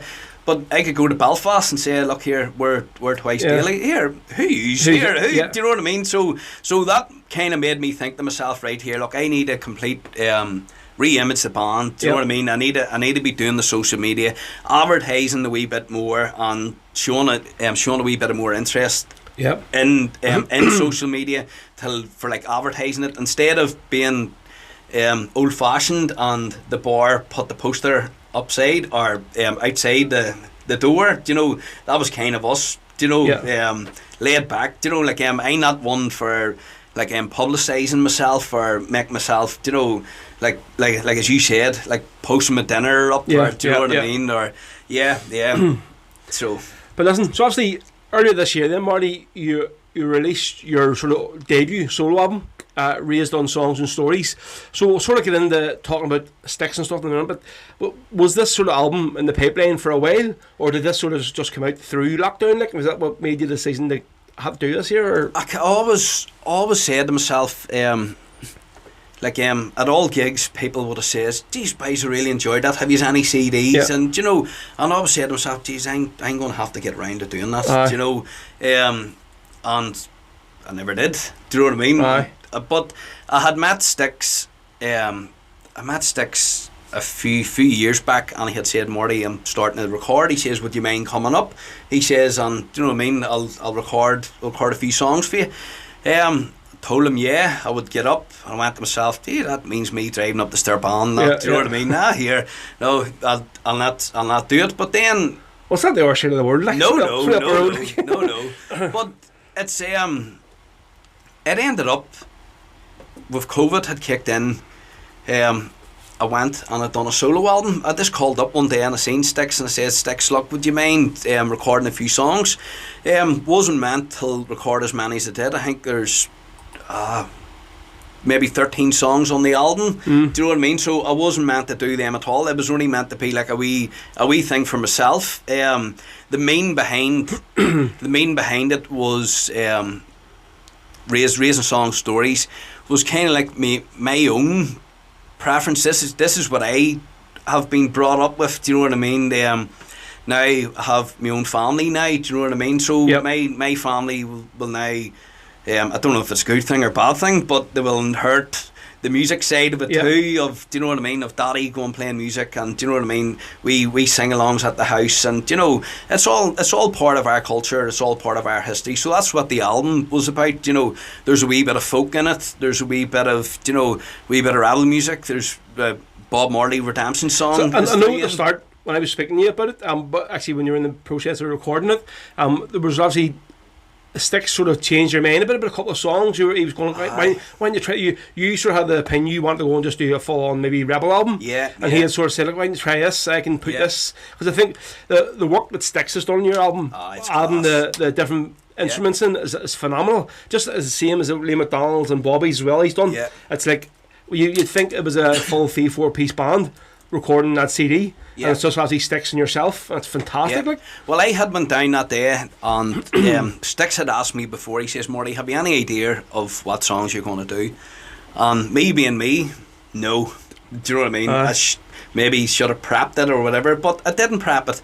And I was thinking, I drove from Lurgan, and I drove up Sticks' house there, and I said, he says, "Well, have you got anything?" And I says, "No, give me a pen and paper there, and I'll write down a couple of tunes."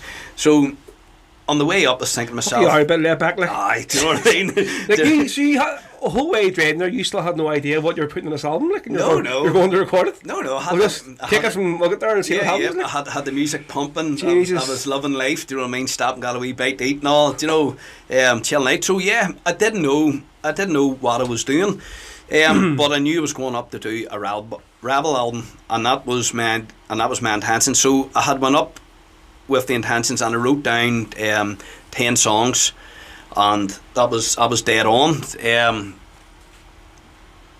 I says, "Sticks here, what about these here?" And he says, "Well, Marty, sure, I'll tell you what to do." He says, "You're just doing, do you know what I mean? Like, what's your reasoning behind these?" And I says, "Well, look, reason behind these is, do you know what I mean? I says, I'm going to do another Rebel album that's already out there. Maybe everyone else has already recorded. But it will do me for like the gigs when it like reappear. People want to hear everything. Do you know what I mean? So people want to hear all the Rebel music." And he kind of turned around to me and he says, "Marty, do me a favour." He says, "Go in that booth, take a guitar." He says, "Whatever." And he says, "Play a song there that you like." He says, "This nothing on that list." Yeah. He says, "Go in, whatever." And I think the first song I done was maybe like Freedom's Walk. Yep. Do you know what I mean? And I'll actually just go over the album here, folks, so because you can sort of see how varied it is.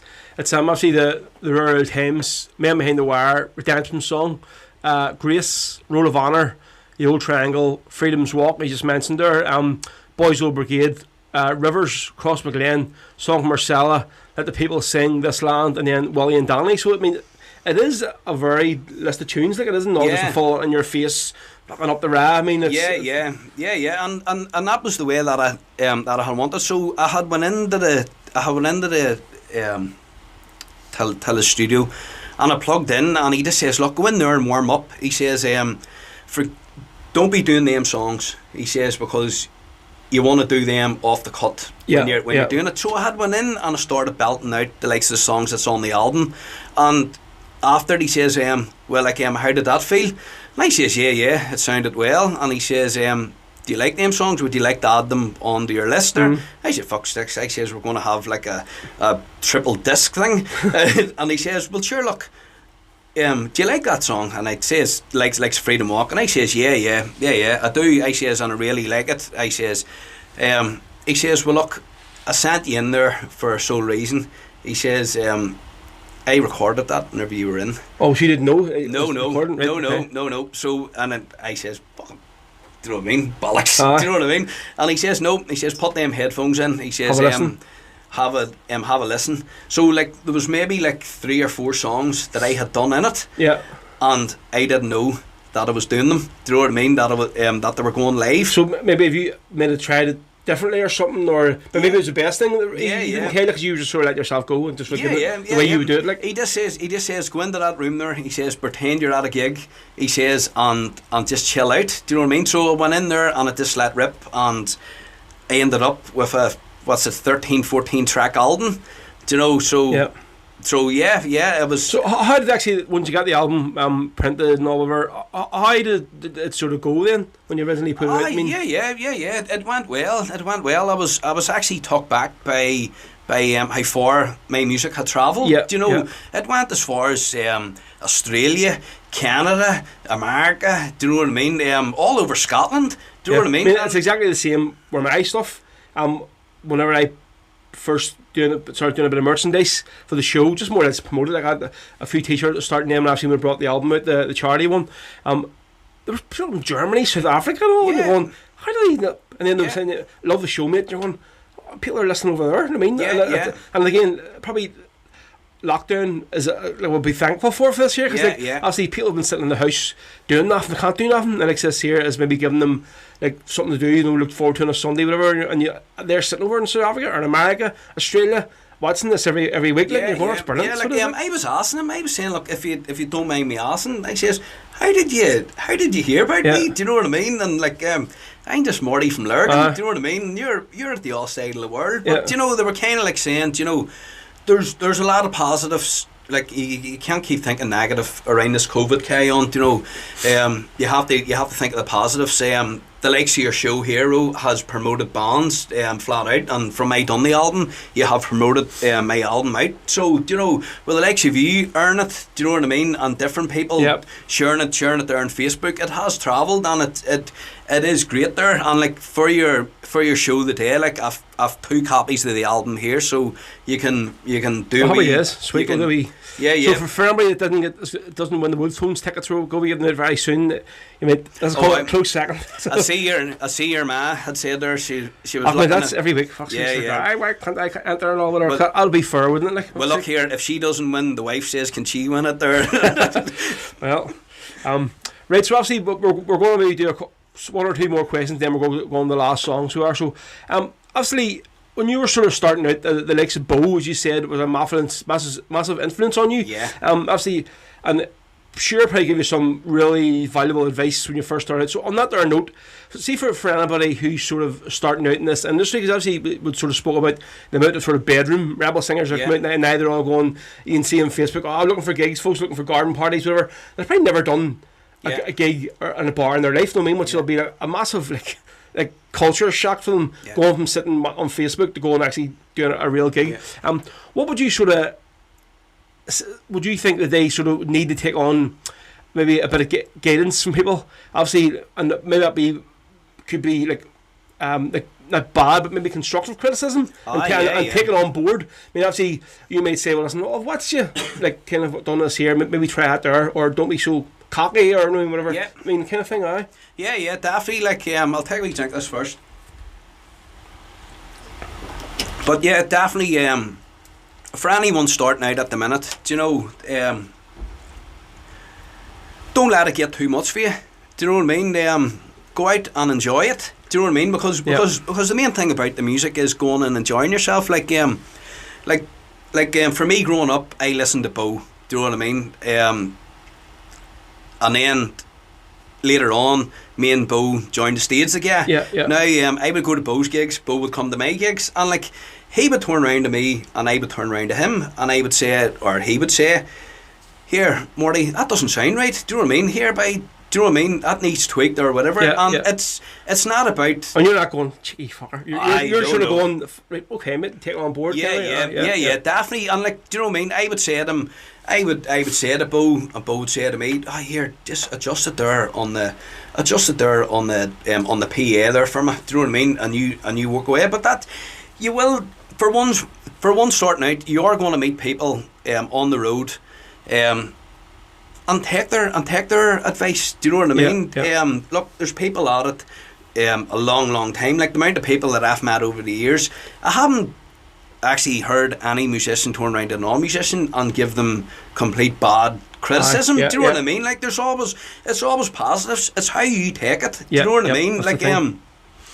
You could turn around to someone and say, look here, you've done, say the likes of Grace is a big popular song now at the minute. For someone playing the guitar and singing it, like they could be singing in the wrong key of it as such. Do you know what I mean? So it's a matter of, look here, have you ever tried putting a capo on, or like capping it up and all one, or capping it down? Do you know, simple wee things like that there, you don't take them personally. Do you know what I mean?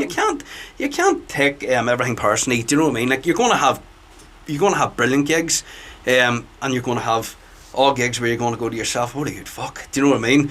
That was it was tough work. Do you know? So for anyone starting out, be yourself. Do you know what I mean? Go there and enjoy the music. And if you ever come across me on the road and if you ever need a hand, like, don't be afraid to ask me. Do you know what I mean? Because I'm there to help.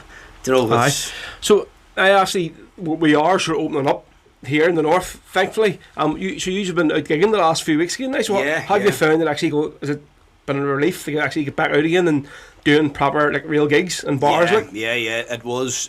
We're actually out in Camelot. What was the first one you've done then? We were in Ballycastle last Friday night. That's the one Stevie was Yes. He's on YouTube. Stevie was He there. was melting. Aye. No, he wasn't. Where was it? He was Was enjoying himself. Was it the Central? Yeah. The centre, Okay. the centre in Ballycastle on the Friday night. We done the dugout Macará on the Saturday night. I actually played there on New Year's Eve 2 years ago. So this Aye. mad, but it was brilliant night. So wasn't it? Yeah. Brilliant crack. And then we done Rosie Joe's. We made our debut in Rosie Joe's in Derry. Do you know what I mean? On the Sunday. So to go back from playing nothing till having a full weekend of gigs again, it was brilliant. Do you know what I mean? The feed off the crowd, the buzz, and the 3 gigs were 3 complete different gigs. Yep. It wasn't all just, it was all over the place. Yeah. Friday night in Ballycastle was strictly folk only. Right. Do you know what I mean? Macará was a complete mixture of everything. Do you know what I mean? And the crack and the slagging and the banter. Do you know what I mean? Like, we've been playing there a good while now, and the ones. I couldn't believe the amount of country stuff I had to play at it. Yeah. And like, but see, I just laugh every time, and I probably call you a culture, like. Yeah.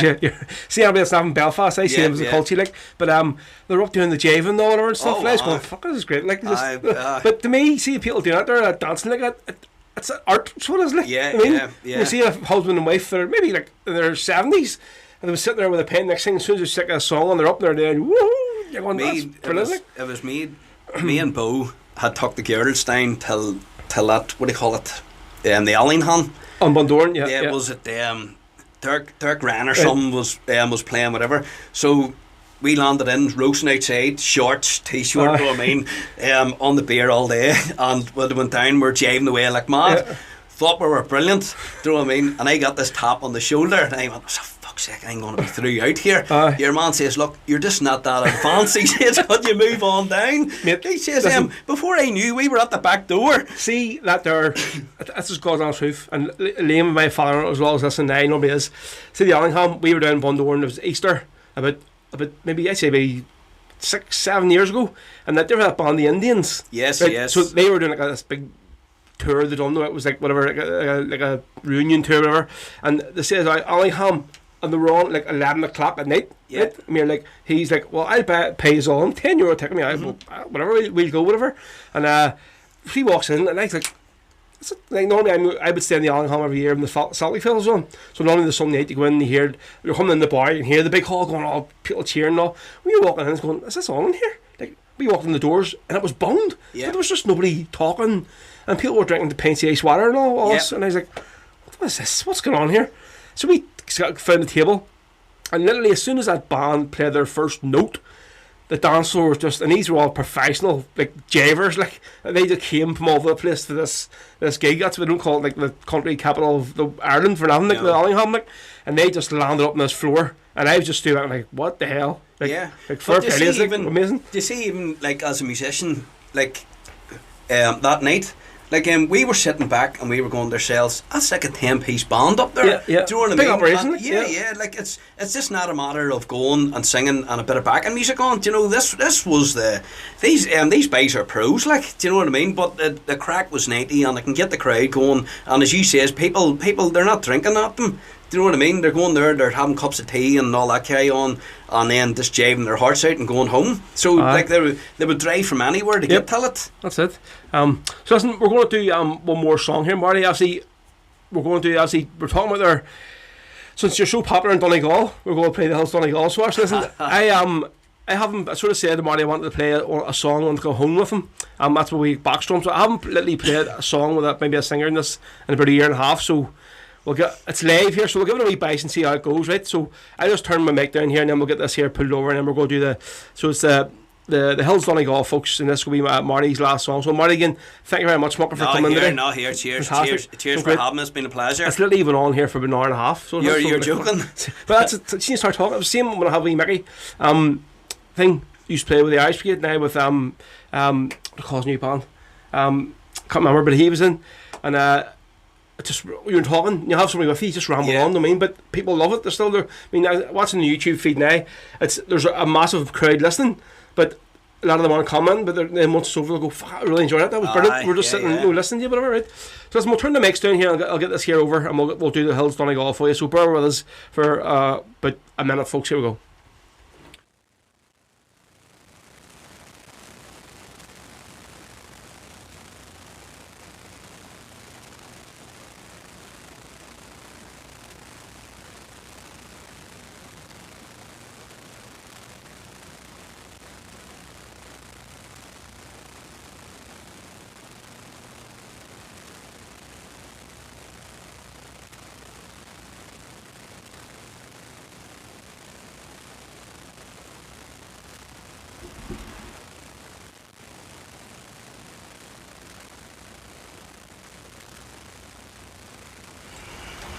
Right, folks, here we go. This is off the cuff. Haven't been practice, so no. don't be slating me. I know Marty will do a great job, but I'll probably fuck it up. Like, here we go. No, it's all right. Right, you ready? So 1, 2, 3.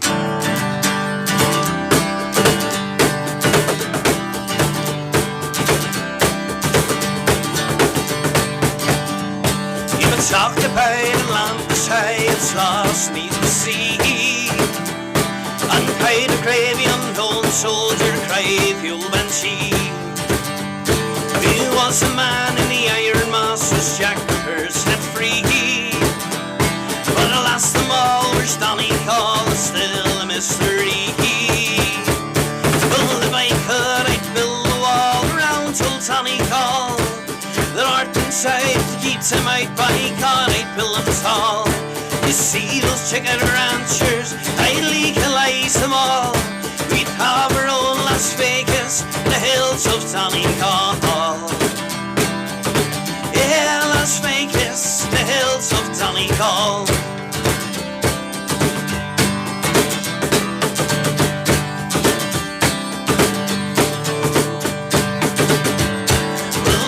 Clubs and all they pubs, blackjack, good hand, relax.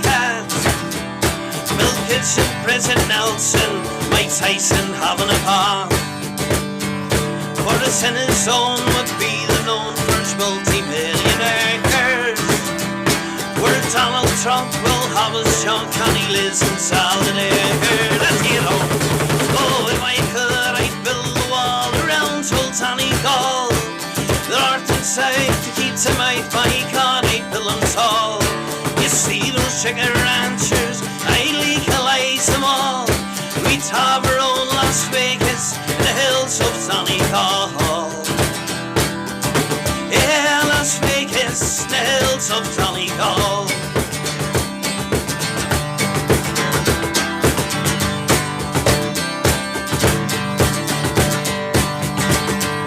Well, a stand top of Ferry Hill would give me such a thrill.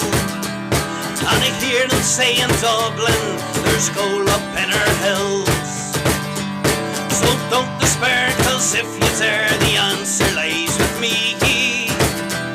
There are walls steep and it's going cheap somewhere in Germany. Well, if I could, I'd build a wall around old Donegal. The north and south keeps him out by God, I'd build him tall. You see those chicken ranchers, I legalize them all. We'd have our own Las Vegas, the hills of Donegal. Yeah, Las Vegas, the hills of Donegal.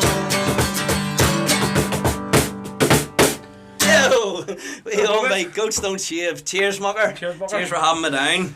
Right, folks, so there we go. That was Marty Magennis from Twice Daily with myself making a bit of noise there for the Hills Donegal. So cheers, Mucker, thank you very much. So we're going to play one more song here, folks. I'll play, it's going to be Glass and Evan, Willie and Danny. We'll get this on here for you, and while we get that ring here in the studio cleared up, and then we'll get the Wolf Tones tickets on the go very soon, folks. So you know that is you're not even here to listen to me and Marty. You just want to try and win yourselves 2 Wolf Tones tickets. Here we go. Yes, that's them albums, sir. You do.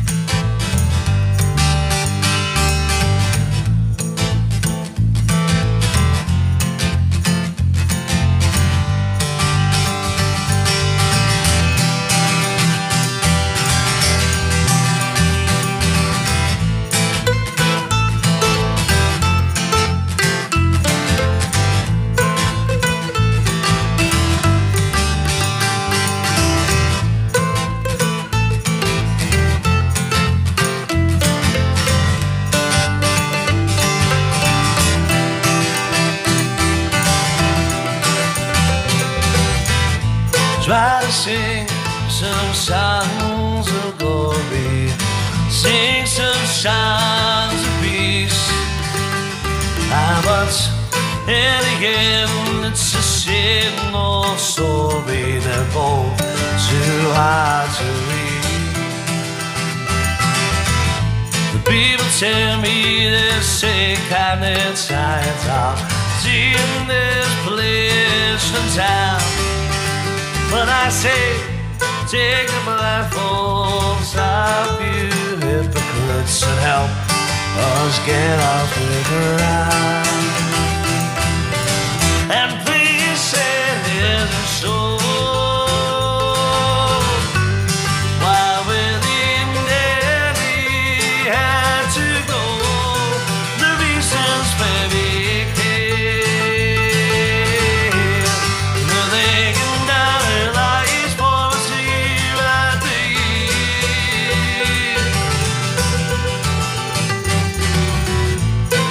Shots between each body knots.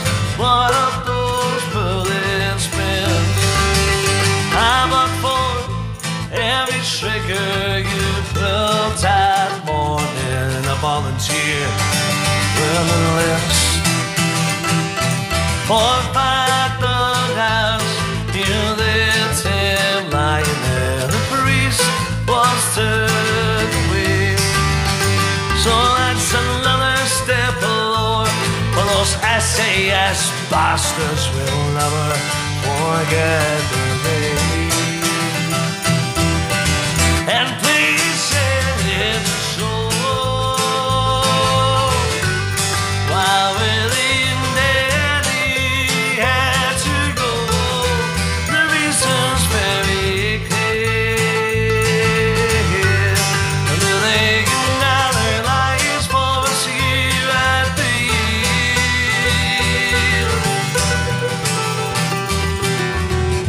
funerals run to prove their worthiness. Thousands from the roots. Whilst the postal boys hovered helplessly overhead, the rock came as a sword. The empty tin magazines over its coffin as defiantly the crowd was still. So as another day turns, but it comes to be out again, 'cause Willie and Danny hop around. And please say it isn't so. While Willie and Danny had to go, the reasons may be clear. And they're laying down their lives for to see what they say it isn't so. While Willie and Daddy had to go, the reasons may be clear. And they're laying down their lives for year after year. Please say it isn't so.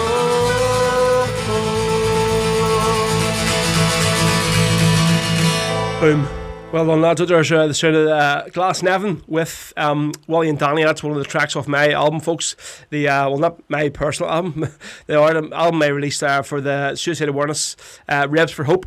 There's the Ballad of Will and Danny from Glasnevin. Fantastic. So Marty's just away. Hopefully he's let himself out okay. I think my dad's still downstairs. So yeah, for the last, I think it was an hour and a half or so, where we had maybe a bit more. Had Marty Magennis from Lurgan in. So folks, yep, Facebook has just died, so yeah, I just noticed that there. So we got 3 hours out of Facebook today, so that's probably been the longest for a while. So you know what that means, folks, we can play a couple of good, real chucky tunes now for the last hour. So listen, folks, yeah, welcome. Thank you very much for joining in the show today. Still a massive number here listening on YouTube, which is great. So if you are enjoying the show, folks, please drop a wee donation or a tip if you can. You're much appreciated. You'll see the wee link there, the PayPal. Just scan your phone over it, the QR code, or there is a link basically on the page here. It's paypal.me/DJ Rose Shows. If you can, folks, much appreciated. Every week there is a lot of people always send me basically donation through PayPal, or they'll even take a wee bank transfer, which it's much appreciated, folks. Honestly, I have to say, every week it does shock me some weeks when I look and I go, holy hell, like, a lot of people must have enjoyed the show this week. Some people are saying money in, they're sitting in America listening to go and they're saying an old tenner or something through, which is great. So thank you very much. Yeah, that was great. So it was to say I hadn't played the Cajon in about a year and a half, to be honest now. Marty, hey, road, forget your Larry, get on the road to Marty. Say, folks, it's always something I really like to do, get in the wee session and get used to playing that again. Say, I had never played Marty before, so that there, I don't even know how that there sounded, so I don't know, probably sounded, I listened back to it now, I probably go, that sounded absolutely woeful, and I made Marty sound bad, so that, but yeah, it was a bit of crack, so thanks very much, folks, loads of lovely comments here. Yep, so Facebook is gone. There we go, 18. Right, here we go. So we're going to give now away, folks, the 2 tickets for the Wolftones concert on Sunday the 15th of August at the Falls Park, right? Yes, Marty, I'll get Balachow on as well, don't worry. So here we go. Right, so we'll say, we'll give away 2 tickets last week. We'll have 2 tickets this week and have another 2 tickets next week. So I know although I did say what was happening, I knew there would be a bit of crying last week, as there was. So this is the way it's going to work, right? I am going to ask the question, right? So I am, and whoever gives the answer first on my screen. So when you look back on your phone, you might look and go, fuck, here, I was first there ahead of him or her. But it's the way the internet signal works, folks. So it's just a luck of the draw. It's basically a ballot. It's a luck of the draw. So you have to just basically answer the question as quickly as possible. Right, so this is the question. You ready? So to win. And folks, if you are going to enter this here, you need to be in Belfast to go, because I don't want people from Scotland or something why they want it and then going they can't get over and thinking I'll give the tickets to my friend. You need to be here, because the way I don't actually have the physical tickets, so when you arrive at the doors, you're going to have to show your ID or something to get the tickets. Basically, your name will be on a list of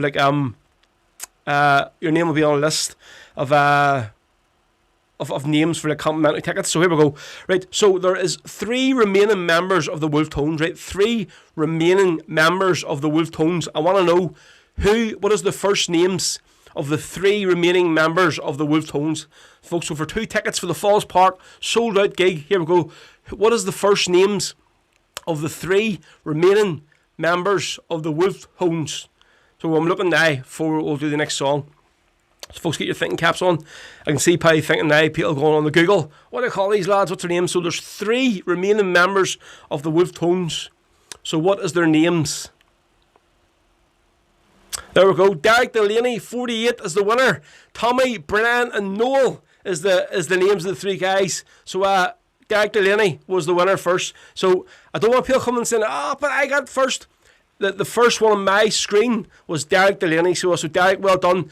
Tommy, Brian. So it's Tommy Byrne, Brian Warfield, and Noel Nagel. As I only wanted the names.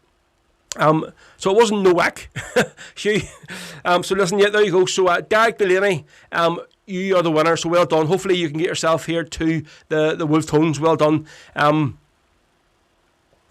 The guy on the guitar was brilliant. The guy on the drums was okay. Cheers, mate. Yeah, well, I wouldn't say okay, probably shite. Like so yeah, Derek, well done.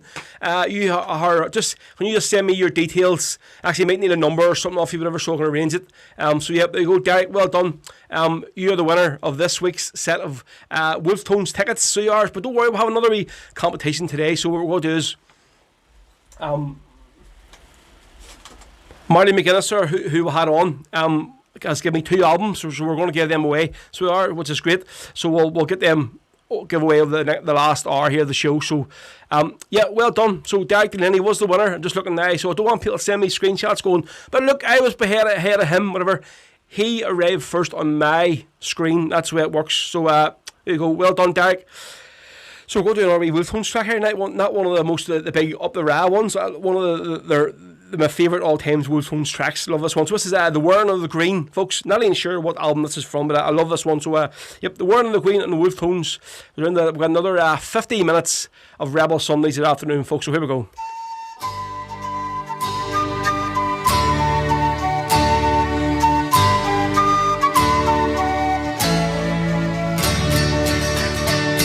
Oh, Paddy dear, and did you hear the news that's going round? The shamrock is by law forbid to grow on Irish ground. St. Patrick's Day no more we'll keep, his colours can't be seen, for they're hanging men and women for the wearing of the green. I met with Nabertandy and he took me by the hand. He said, how's dear old Ireland and how does she stand? She's the most distressful country that you have ever seen, for they're hanging men and women for the wearing of the green, for the wearing of the green, for the wearing of the green. They're hanging men and women for the wearing of the green. Then since the colour we must wear is England's cruel red, sure Ireland's sons will ne'er forget the blood that they have shed. You may take the shamrock from your hat and cast it on the sod, but 'twill take root and flourish there, no wonder foot 'tis trod. My father loved his country and sleeps within its breast, while I that would have died for her must never so be blessed. Those tears my mother shed for me, how bitter they had been, if I had proved a traitor to the wearing of the green, for the wearing of the green, for the wearing of the green. They're hanging men and women for the wearing of the green. But if at last our colours should be torn from Ireland's heart, her sons with shame and sorrow from the dear old Isle will part. I've heard a whisper of a land that lies beyond the sea, where rich and poor stand equal in the light of freedom's day.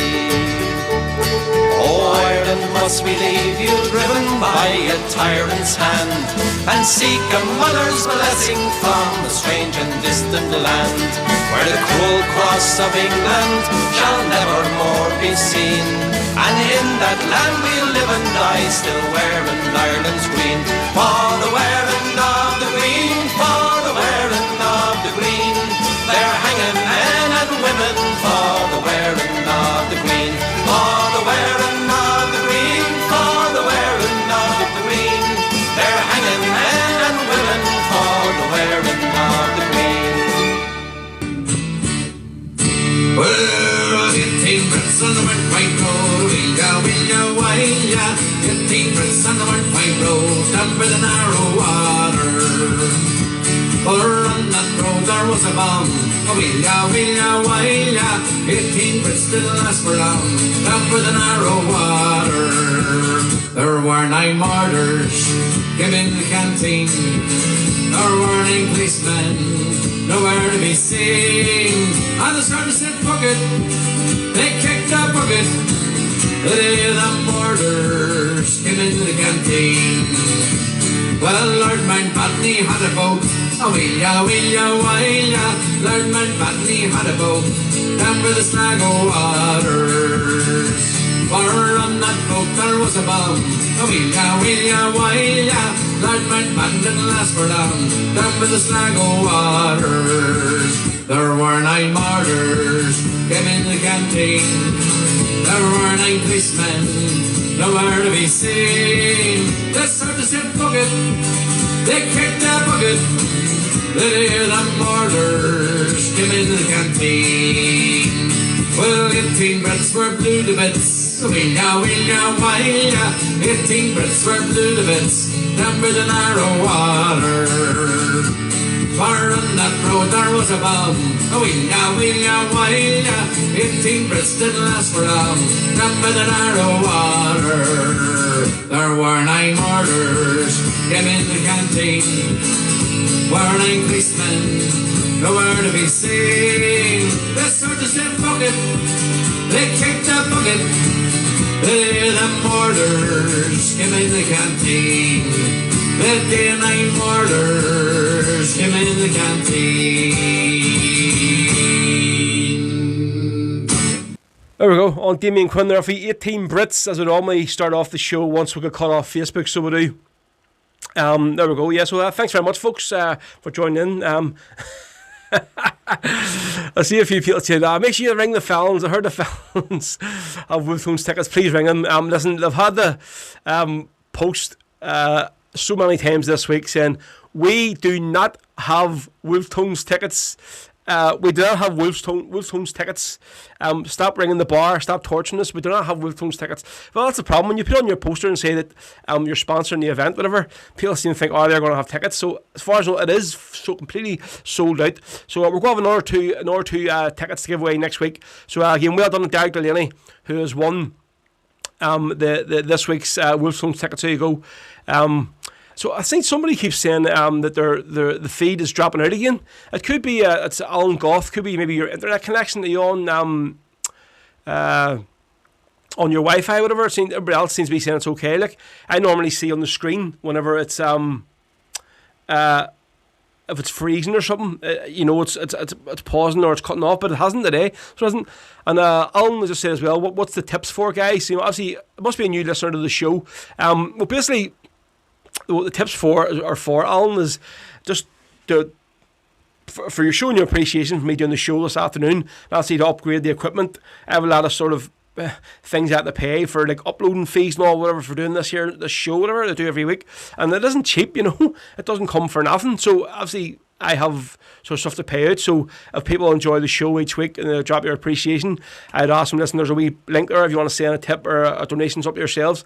I have to say every week, for anybody that sends me a wee tip on either PayPal or a bank transfer, it's folks who do, I really, really do appreciate it. I keep saying it every week.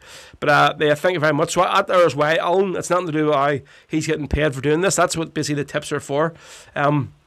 So there you go. That was Damien Quinn with 18 Brits. So I think it was Carl Ann asked for this one earlier on. A lot of the boys are all out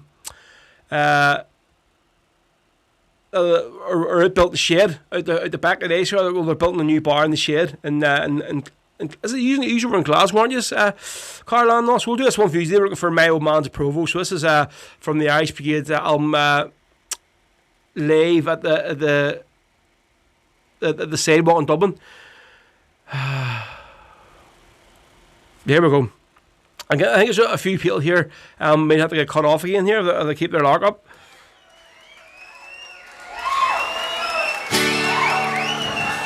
More recent song this time. This is one I sort of changed the words to somewhere along the line. A song called My Old Man. My Old Man's a Provo. Well, my old man's a Provo with a very undergun. I haven't seen him lately, he's always on the run. He looks so really trendy in his shades and the boots, sparkler and all the other that in ties and shirts and suits. Well, the Brits and police harass me each time when I go out. They ask me if I've seen my dad and if he's been about. I say, mind your own business, just leave me alone. You sure are only jealous if no father's of your own. Well, my old man's a Provo, that very undergun. I haven't seen him lately, he's always on the run. He looks so really trendy in his shades and DM boots, sparkler and those other dads in ties and shirts and suits. On RTV the other night, a cop came on to say, give us information about the IRA. He showed a Provo unit on security TV. I know one was me daddy when he stopped and waved at me. Well, my old man's a Provo with a very undergun. I haven't seen him lately, he's always on the run. He looks so really trendy in his shades and DM boots, sparkler and those other dads in ties and shirts and suits. At Christmas time it's lonely when daddy's not at home. The Brits are watching everywhere, they've even tapped our phone. Last Christmas Eve they staked out all our windows and our doors. When climbing down the chimney came a Provo Santa Claus. Oh, jingle bells, jingle all the way. Oh, what fun it is to join provisional IRA. Oh, jingle bells, jingle all the way. Oh, what fun it is to join provisional IRA. Well, my old man's a Provo with a very underground. I haven't seen him lately, he's always on the run. He looks so really trendy in his shades and DM boots, cooler than in ties and shirts and suits. My dad has got me worried, I think he's going soft. There's half a ton of fertilizer stowed up in our loft. are you gonna be a farmer, Dad? I asked him just for fun. He said, don't be a need you, pass a coffee grinder, son. Well, my old man's a polo with a berry and a gun. I haven't seen him lately, he's always on the run. He looks so really trendy in his shades and DM boots, sparkler and those other dads, eyes in shirts and suits. My daddy's up in long cash now, and it's just not right. I'll say a special prayer for him when I go to bed tonight. The day it was his birthday, I sent him in a cake.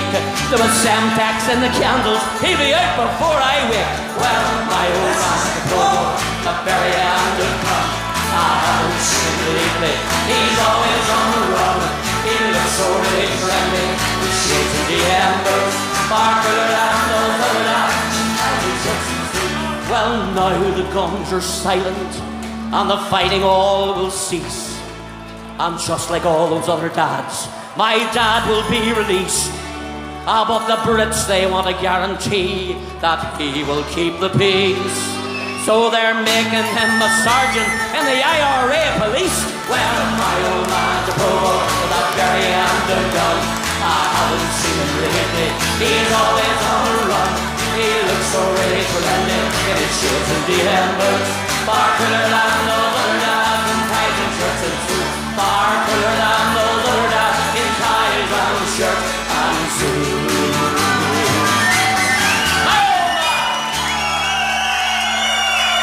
There we go. Soon of the Irish Brigade laid the sidewalk in Dublin with My Old Man's a Provo. That was for Carl Ann and everybody, all the rest of them that asked for it earlier on there. So there you go.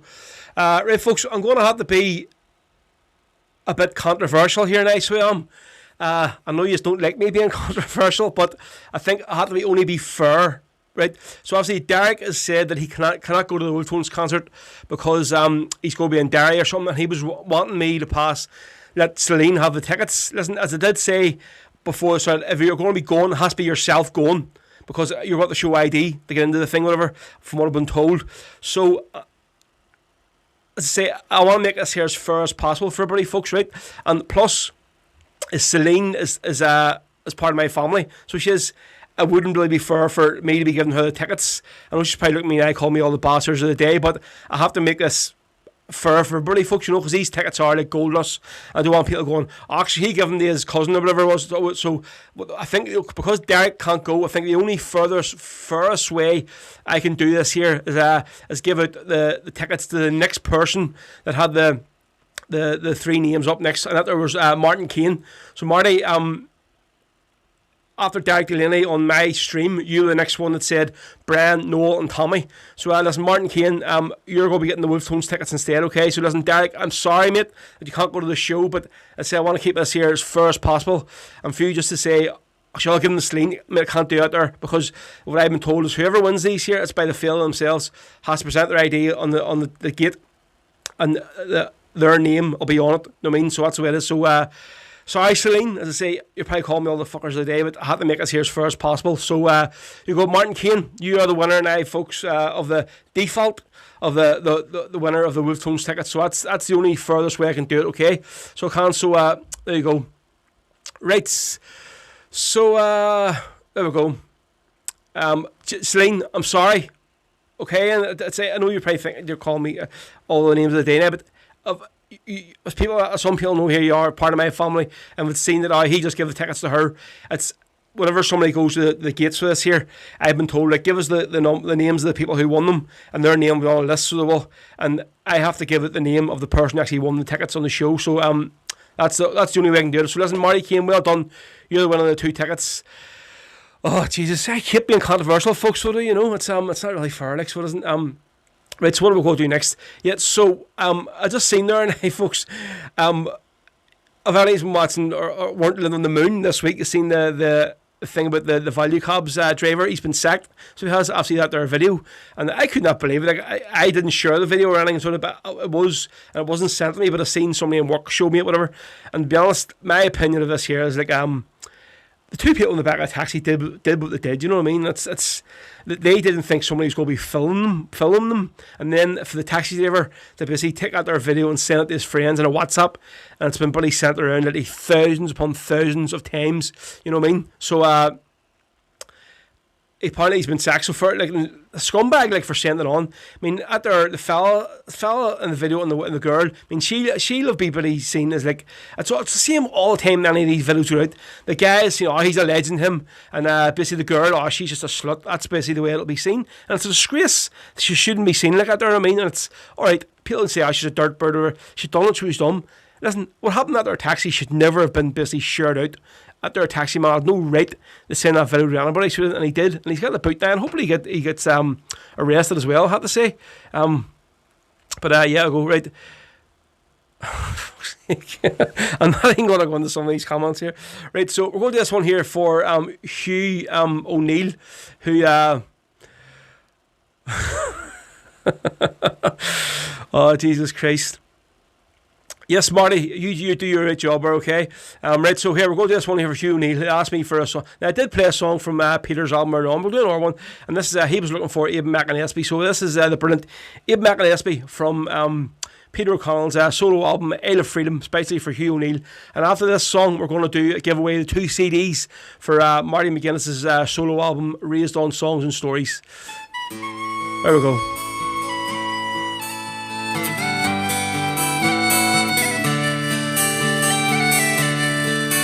It was on a Sunday evening, the sun shone in the sky, as he walked his way to the Gaelic ground, never thinking he was going to die. As he crossed the checkpoint, the sound of gunfire came. The news spread through that border town, Aidan Magennis was slain. Oh, why did you do it? Have you not the guts to say? To say it was an accident or even a ricochet. But like Loughgall and Gibraltar, your lies are well renowned. You murdered Aidan Magennis on his way to the Gaelic ground. For years he was harassed by the forces of the crown, as he went to work each morning out from his native town. The soldiers swore they'd get him for reasons no one can say. Sure enough, they murdered him in cold blood that sunny day. Oh, why did you do it? Have you not the guts to say? To say it was an accident or even a ricochet. But like Loughgall and Gibraltar, your lies are well renowned. You murdered Aidan Magennis on his way to the Gaelic ground. The people heard the gunfire, they came from miles around. They saw a young man lying there, he was dying on the ground. His flow of life was ending fast. The people, they tried their best, but that bullet wound was far too deep. It had passed right through his chest. Aidan's life had ended. It was time for Judgment Day. A soldier jumped out from the tower, and the coward he ran away. God's curse on you, England, for the cruel deed you have done. But God will have his final say when your day of judgment comes. Oh, why did you do it? Have you not the guts to say? You say it was an accident or even a ricochet, but like Loughgall and Gibraltar, your lies are well renowned. You murdered Aidan Magennis on his way to the Gaelic round. To say it was an accident was the greatest crime of all. To his heartbroken family, it was the worst that can befall. Across it marks the lonely spot where young Aidan he was shot down as he went that Sunday evening on his way to the Gaelic round. Oh, why did you do it? Have you not the guts to say? You say it was an accident or even a ricochet, but like Loughgall and Gibraltar, your lies are well renowned. You murdered Aidan Magennis on his way to the Gaelic round. Yes, you murdered Aidan Magennis on his way to the Gaelic round.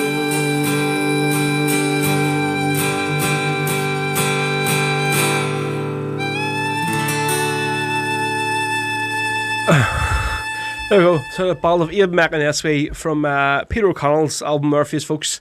That one's especially for Hugh O'Neill, who asked for it earlier on.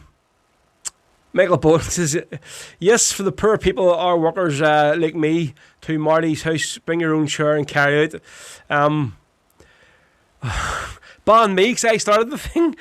So as ladies are all asking about Marty, why has he got a spanner for beside his name, and why is he telling people he's going to buddy he's going to ban them and stuff and all this here. Listen, because I needed obviously a moderator on the YouTube channel that some things I mightn't see or might not have time because I'm doing so many things in the studio here to get people to say something, whatever. I might need to get the comment deleted or put them on a wee time out or something. So I sort of told, says I'll put, but I didn't even tell Marty I was going to put him on it. And they just said, he's like, fuck, why have I got a spanner on my name beside it? I should have said to him first, Marty, I'm going to make you a moderator here, but he's probably the one of the ones here in the very start, you know what I mean, whatever. I know Marty, so thought put him in it, and at least he can sort of cut out any sort of dodgy comments. There's been a few today, but I know they're just a bit of crack, so I'm not going to sort of start banning people and all, but so this is like a family show. There's a lot of people, young ones, listen to this as well, so I just don't really want some of the stuff that was sort of posted here for kids to see it, you know. Right, so what we're going to do here is we have 2 CDs now to give away. Marty Magennis kindly given me. So cheers, Marty, you're a gentleman. I just want to say there guys, cheers, Marty, and he's not here anymore. He's on his way back to Lurgan now. Right, so what we're going to do is same again, I'm going to ask you a question, right? So it's for 2 people. So lucky enough, this isn't for Facebook and YouTube, it's just for YouTube. So yeah, a better chance of winning. So the first 2 people on my screen, right, who first 2 people on my screen with the answer is going to win. And anybody can win these. I'm going to busy. I'll just need you to send me your name and address and stuff, and I'll post them off to you, right? So here we go. So for a copy to win, there's 2 copies here of Marty Magennis' album, 1 each. Tell me this, which estate in Lurgan is Marty Magennis from? So which estate in Lurgan is Marty Magennis from? I done a party up in it about a month ago. It was absolutely bonkers, but one of the best gigs I've done. Fantastic, so it was. So which estate in Lurgan is Marty Magennis from? So let's see the answers coming through. See who's going to win the 2 albums. Nobody has come through yet. I see probably people frantically Googling now. Crazy estates in Lurgan. There we go. Anthony Hart is the first winner. So he is. Let's see who will have the next one. So Anthony Hart is the first winner. So you'll see there now. I actually shouldn't say that. Next day you know. There we go. So listen, well, Marty Heaney is the second winner. So although Marty is a moderator of the show, he has still been, we can't say he can't win. So listen, there we go. There's 2 winners for you. Anthony Hart and Marty Heaney is the two winners. Although Marty is a moderator, he's in a house up in White Rock somewhere. I don't know where he lives. He's not here. He doesn't live beside me. So there you go.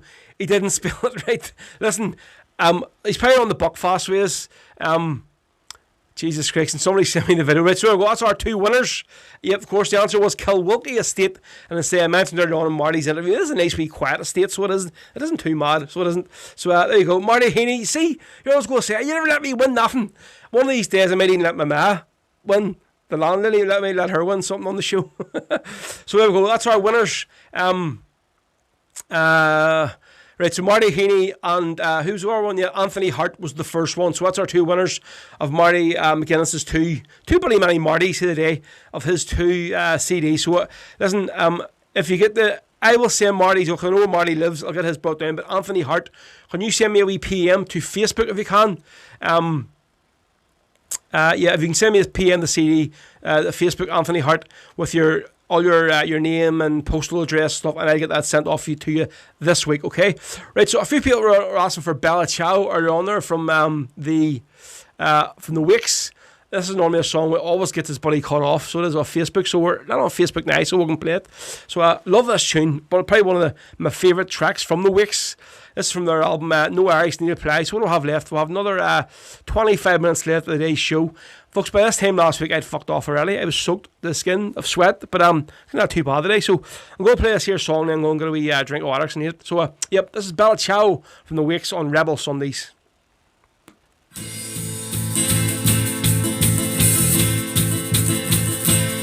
Una mattina mi sono svegliato, oh bella ciao, bella ciao, bella ciao, ciao, ciao. Una mattina mi sono svegliato e ho trovato l'invasore, un partigiano, portami via.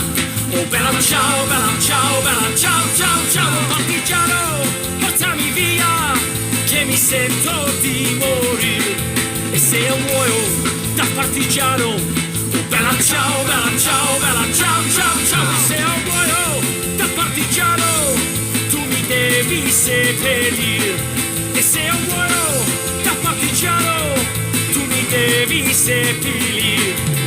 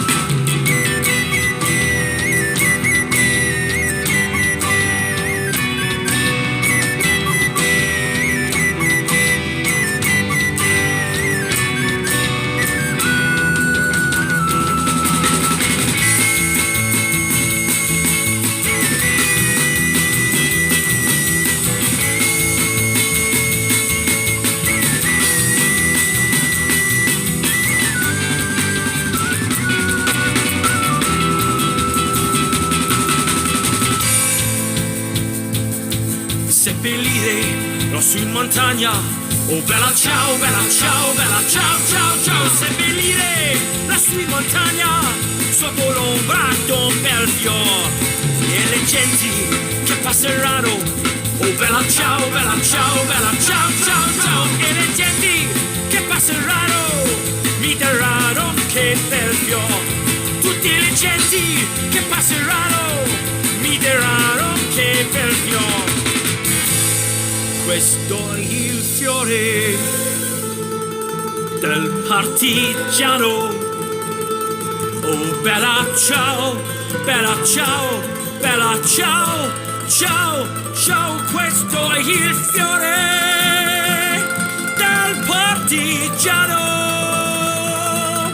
morto per la libertà.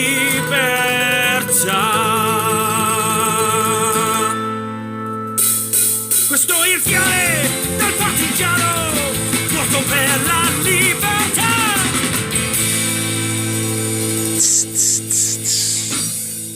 Go on the boys, just in the Wicks here, if you from their album No Irish Need Apply. It's a Bella Ciao a great wee anti-fascist song of Italia. I see Marty's starting to bloody 10 people out. So he told me he was going to use that their spanner if needs be. See, maybe I shouldn't have brought that video up, so I shouldn't have. But here, see another thing. I'll say a bit of controversy. What's everybody's take on Griff, folks? I put a wee post up this morning. There was a bit of mixed reactions. People saying, obviously, I was watching the match yesterday against West Ham. We got hammered, but listen. Pardon the pun, hammered, but be honest, apart from the defence, like I thought we played great, so we did. But we'll definitely need, like, well, obviously we'll have big Julian's looking back. This here guy Starfelt's in, but these two kids, they may be okay there as backup. But listen, we'll definitely need a right back, definitely need a left back, and a keeper. Jesus Christ, this Barkas guy would give you a heart attack. Looking at his positioning yesterday, whenever Antonio scored that first goal, he was literally like on this side of the goal, your man was running in, and he just stood there, and you're like, what are you doing? Like, what? I thought the other night, the Champions League match was bad enough, but Jesus Christ. But obviously then Griff come on as a sub, and he was literally every time he touched balls, people cheering for him, people booing for him, but at the time I was going, fuck, why don't we booing our own players? I mean, and Ange has a big enough job as it is. But see, being honest, when you sort of look at it, he did what he did. So he did. I mean, he was messaging a 15-year-old wheel girl, like, and this guy, he's either married or he's a partner or whatever, and he has kids of his own. Like, and he's a professional footballer, playing for Glasgow Celtic. He needs to be more responsible for what he's done, you know, and show a bit more professionalism.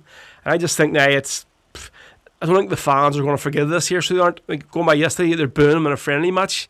Like, that can't do him any good. But I just think it's time now for, like, obviously they've given me years contracts to have. I just think it's time for Griff has to go. So he is. I think he's burnt his bridges. So he has. He's getting into too much sort of shit. And I know, like people said during the week at different podcasts, you're just waiting on one sort of controversy after another. I mean, he's an amazing scorer, amazing goal scorer. He's done scored some brilliant goals, but he's just got busy. He's brought the sort of the club's name into sort of dispute. I think it was just one too many times, and I think it's just after doing this here, like it's wrong. It's just certain things you don't do. You know what I mean? And like although he was cleared by the cops, you don't know what's happened there. You know what I mean? But he was cleared by the cops maybe because the wee girl doesn't want to press charges, but he was still busy messaging a 15-year-old kid. And when you're basically a married man with kids, you shouldn't be doing it there. Like, I mean, that's whether the wee girl sort of brought it on or not. That's wrong. So I just think the club need to get shot of him. So do you? If it means paying him off for his year's contract, get rid of him. That's it. But what's your thoughts on that there, folks? Like, but there you go. Right, so what do we have lined up here next? We're down to almost the last 15 minutes of the show today. I'm just thinking what we're going to do a song. Obviously, Marty had mentioned about Styx, and he was playing Rosie Joe's last week, and Styx actually joined them on stage for the gigs we did. So this is from Planksty, folks' album recorded live at Rosie Joe's in Derry. Actually, this is one of the songs off my album as well. I played a few today, so but obviously there's still a few CDs left for folks if any want to buy one. But we'll have them with me at the big concert, so in December if any haven't got one yet. Hugh Neat says she was pretending to be a 19-year-old. Listen, that does not matter. Like, Hugh, listen, I think people trying to back him up here. Like, it's still wrong. Like, he shouldn't be doing shit like that there, so he shouldn't. Like, it's that's just my opinion. But listen, so this is Clean Off thing. Planksty Folk with Ambush at Clonot. Another great song written by Jerry Glacken of the Irish Brigade. And they say this album, it's a cracking live album. I suppose when Styx gets his fingers into it, puts the work into it, he's produced something absolutely fantastic. Great crowd reaction this here. Great basically audio on it. It's one of the best live quality albums I've heard. Honestly, brilliant. So yep, this is Planksty Folk. Of course, that's there's Fergal McLaughlin, Styx Dockerty with brilliant Ambush at Clonot, folks, on Rebel Sundays. Trying to think here what bloody channel I put that into for play the wrong song. There we go, yeah. So this is Ambush at Clonot, Rebel Sundays, folks. Last 15 minutes of the day for you. Okay, Carja, Fulcher Ove, G, Rosie Jones and Charlie Nera. I'm going to kick the evening off with the Irish Brigade song, one wrote by the famous Jerry Glacken, one called Ambush at Clonot.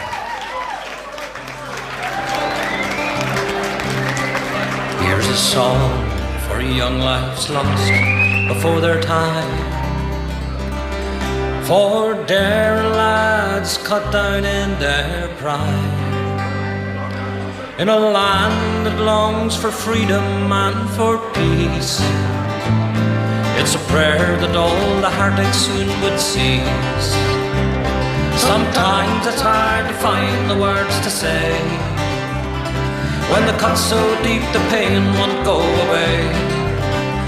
How much longer must we struggle, mourn and pray, till we see the light of freedom's dawning day?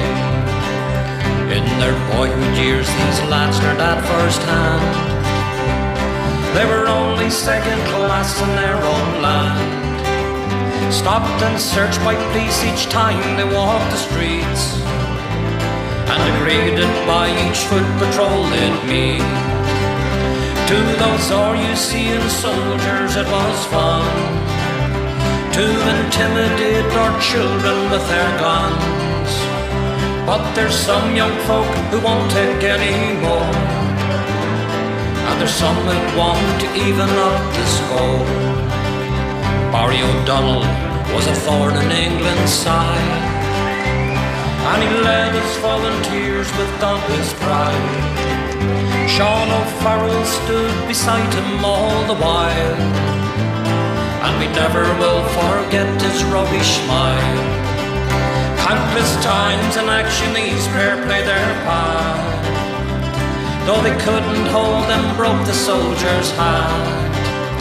But those lads knew they lived on borrowed time, but they'd make their mark before they crossed the line. In Collinan Square that February night, how the sentries in the barracks all took fright, for on the lorry coming straight ahead was a unit of the East Tyrone Brigade. From that lorry's back the Irish flag flew high, and the big machine gun pointed at the sky. And when Barry with that gun began to shoot, how the Brits they lodged their transfers to Beirut. As the tracer bullets split the barrack wall, no volunteers they showed no fear at all. As the lorry drove away the people cheered, little knowing that their cries would soon be tears. It was the boldest deed that little town had known in all the years of struggle in Tyrone. But it was the saddest night that town had come to know, for the SAS lay waiting at Clonoe. It was not until they had the big gun done, our volunteers thought they were safe and sound, that the SAS they opened up from every side, and on that killing ground 4 brave lads died. We lost both Peter Clancy on that night, a volunteer who scorned Britannia's might. Young Paddy Vincent died there by his side, he lost his life for what he thought was right. We salute you, Barry Peter, Paddy Sean. Though you've left us, your memory will live on, for to the crown and knee you'd never bend, and you were bold and fearless to the end. So come all of you who love your native land, for peace and freedom we'll march hand in hand. Our 4 volunteers have not been lost in vain, from the ashes we will build our land again. Let me hear you. Come all of you who love your native land, for peace and freedom we'll march hand in hand. Our 4 volunteers have not been lost in vain, from the ashes we will build our land again. From the ashes we can build our land again. Ambush at Clonoe there. Oh my God. We'll start the Rebel Sundays.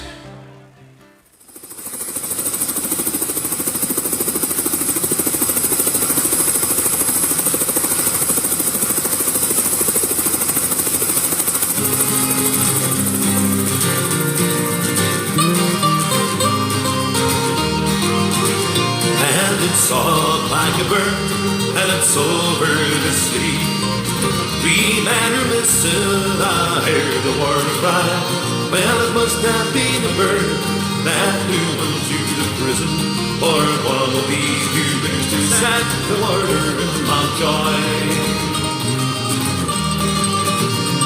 Well, there the one morning, as the Frenchmen they were sleeping, little helicopter, it flew across the sky. It landed in the yards where the prisoners were walking, get ready for inspection, sat the water in Mountjoy. And it's all like a bird, and it's over the city. 3 men are missing, I hear the water cry. Well, it must not be the bird that flew into the prison, or one of these new ministers sat the water in Mountjoy. Well, down to the yard, to the pushing and the shoving, 3 of our prisoners, they climbed upon the birds, then up and away, they flew into the grey sky. I think there's someone escaping, sat the water in Mountjoy.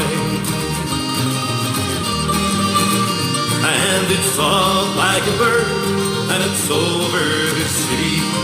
3 men are missing, I hear the water cry. Well, it must not be the bird that flew into the prison, or one of these new ministers sat the water in Mountjoy. Well, down in the Doyle, they were drinking gin and brandy. The Minister for Justice was soaking up the sun, when along came the news that some prisoners had escaped them. I think it's clear the provost sat the water in Mountjoy.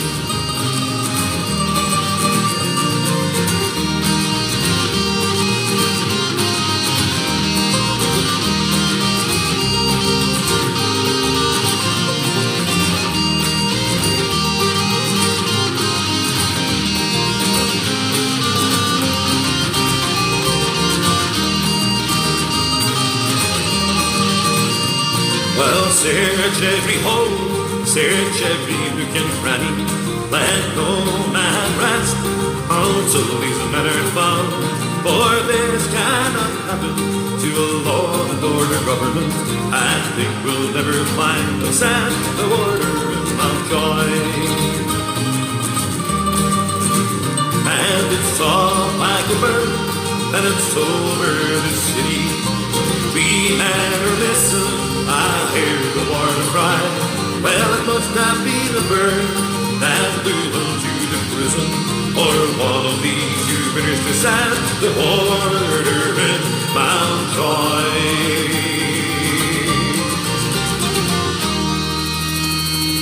There we go. Sound of the burning. Podrick Moore, of course, Big Pat from Shebeen there with the helicopter song. That was Spicely 4. Henry McKenna, not a problem, mate.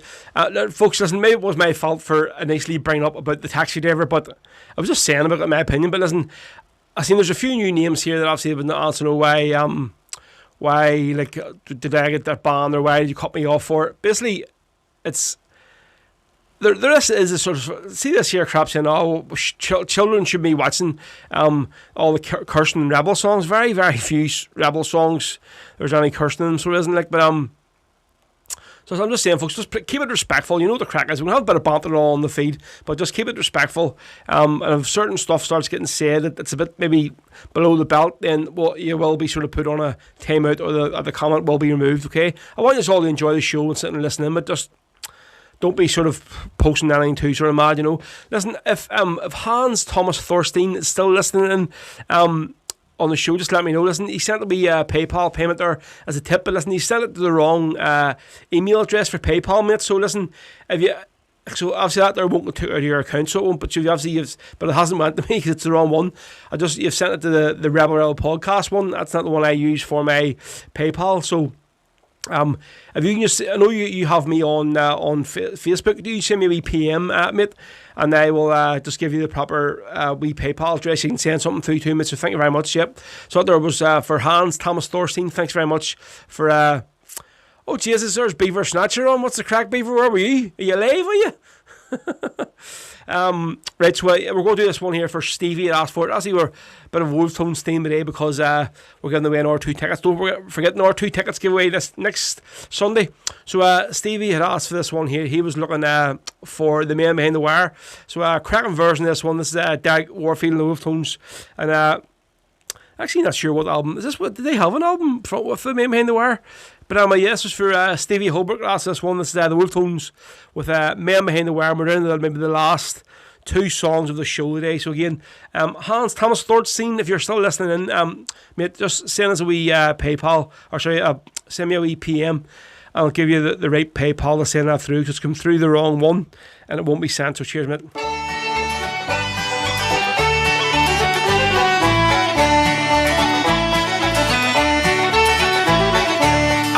Cars and tanks and guns came to take away our sons, but every man must stand behind the men behind the wire. Armored cars and tanks and guns came to take away our sons, but every man must stand behind the men behind the wire. Through the little streets of Belfast in the dark of early morn, British soldiers came a-running, wrecking little homes with scorn. Heedless of the crying children, dragging fathers from the bed. Watch the scenes as helpless mothers watch the bullet fall from the head. Armored cars and tanks and guns came to take away our sons, but every man must stand behind the men behind the wire. Armored cars and tanks and guns came to take away our sons, but every man must stand behind the men behind the wire. Not for them a judge or jury, or indeed a crime at all. Being Irish means they're guilty, so the guilty one and all. Round the world the truth will echo, Cromwell's men are here again. England's name again is sullied in the eyes of honest men. Armored cars and tanks and guns came to take away our sons, but every man must stand behind the men behind the wire. Armored cars and tanks and guns came to take away our sons, but every man must stand behind the men behind the wire. Proudly march behind our banner, firmly stand behind our men. We will have them feet to help us build a nation once again. On the people step together, proudly marching on your way. Never fear or never falter, till the boys come home to stay. Armored cars and tanks and guns came to take away our sons, but every man must stand behind the men behind the wire. Armored cars and tanks and guns came to take away our sons, but every man must stand behind the men behind the wire. Through the little streets of Belfast in the dark of early morn, British soldiers came a-running, wrecking little homes with scorn. Heedless of the crying children, dragging fathers from the bed. Watch the scenes as helpless mothers watch the bullet fall from the head. Armored cars and tanks and guns came to take away our sons, but every man must stand behind the men behind the wire. Armored cars and tanks and guns came to take away our sons, but every man must stand behind the men behind the wire. There we go. So the Wolf Tones are for you, especially for Stevie Holbrook. Got one. Let's see, there's loads of people coming through about saying a great show today. Yeah, folks, thank you very much for all of you who have sent a wee tip or donation. Much appreciated. Good for you today, which I'm very surprised at. But again, thanks to Marty Magennis. Great interview. We did ramble on a bit, but it was good. It's good to have somebody in beside you rather than just sitting staring at these 4 walls and this camera looking in front of me, you know. So yeah, it was great. So it was. So hopefully it won't be too long again before we have another guest in the studio. It was great. So obviously no guest next week, just myself, so I'll be again. So yeah, thanks very much, folks. We're going to finish up with a song from Damien Quinn for the last song of the day. So this one here is it was the unveiled the mural form. I think it was this week or last weekend down in St James's for of course the legend that is Peter Rooney, Peter Pepe Rooney. So they put a new a platform on a wall down in St James's. So this is a song that Damien Quinn actually wrote himself. Fantastic. So it is. It's called The Ballad of Pepe Rooney. Brilliant. So it is. Damien, fair play to you. I know he does get stick sometimes from the cheesy stuff he does, but when Damien puts his mind to it, he can come off with a cracking ballad. Not that I like a lot of the cheesier stuff he does, like basically the Kieran Tierney songs, the Dembele song, like the Rebel Sunday song. Fantastic, I love all that kind of stuff. But yep, this is the ballad of Pepe Rooney, folks, and this is the very, very last one of the show today. So thank you very much to all of you for tuning in, for hanging around, sticking around while me and Marty were mumbling on there. And again, apologies for the cajon. I say it's been a bit rusty on it, haven't played it in a while, so hopefully he's aren't going, oh, he fucking ruined there Marty's last song, but we'll see. So here we go, folks. This is us, Pepe Rooney, myself, Ro, Chucky R, and I'll see you all again whenever, back next Sunday at 1 o'clock. See you all then.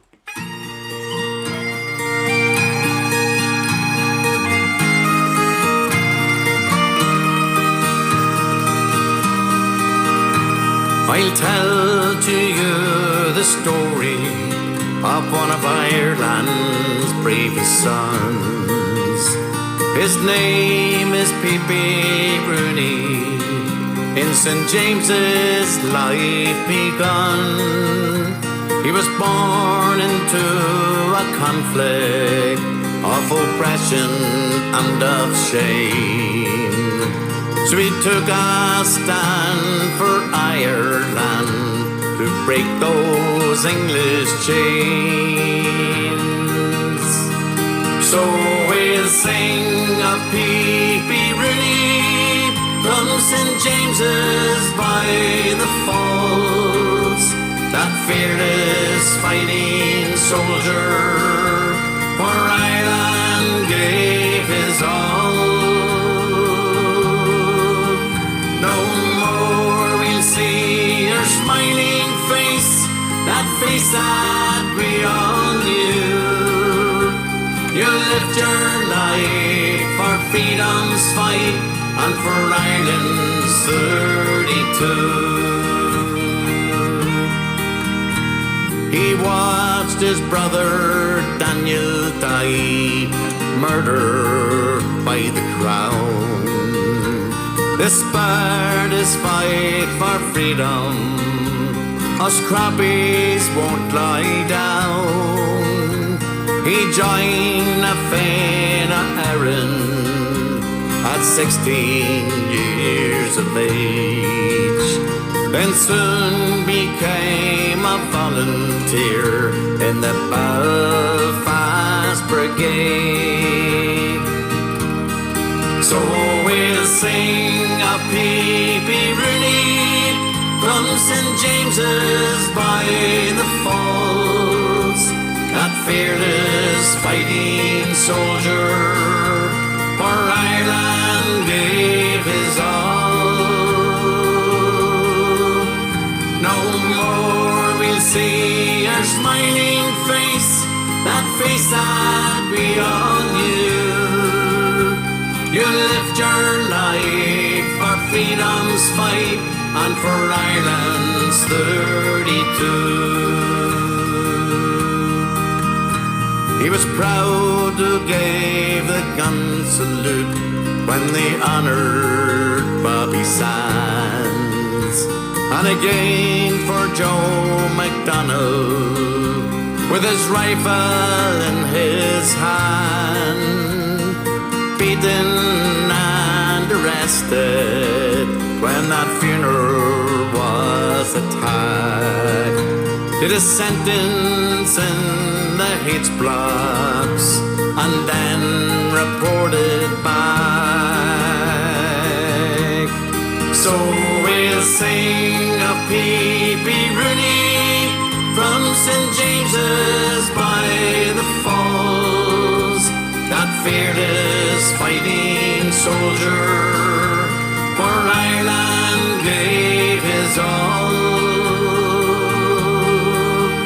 No more we'll see your smiling face, that face that we all knew. You lived your life for freedom's fight and for Ireland's 32. The fight for Irish freedom led him overseas, to England and to Europe, for Ireland's liberty. He was over in Gibraltar with his comrade Dan McCann, who was murdered with Mairead and Sean, far from their native land. So we'll sing of P.B. Rooney from St. James's by the Falls, that fearless fighting soldier for Ireland gave his all. No more we'll see your smiling face, that face that we all knew. You lived your life for freedom's fight and for Ireland's 32. You lived your life for freedom's fight and for Ireland's 32.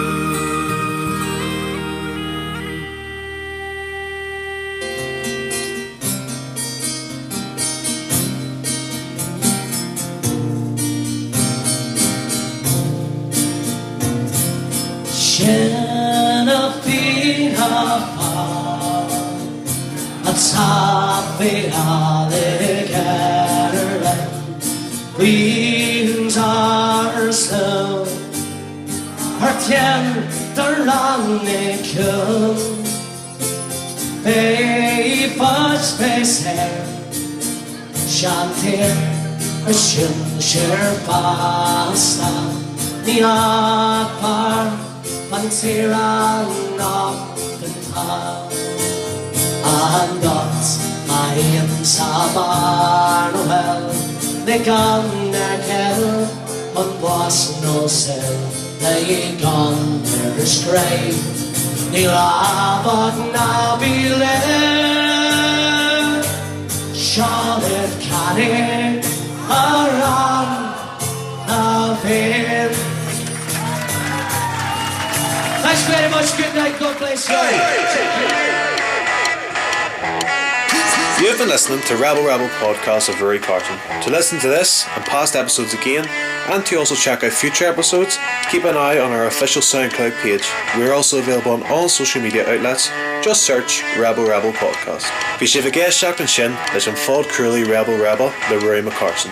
Le héisteach le seo agus hir hagran a ríis, agus na hagran atá le teach, caisúil ar siúificail sugin ar SoundCloud, agus táid ar fáil ar gach cinneal ardan ar na main hóisiúta. Ní mór ditch ach fád cruúlaí Rebel a curda.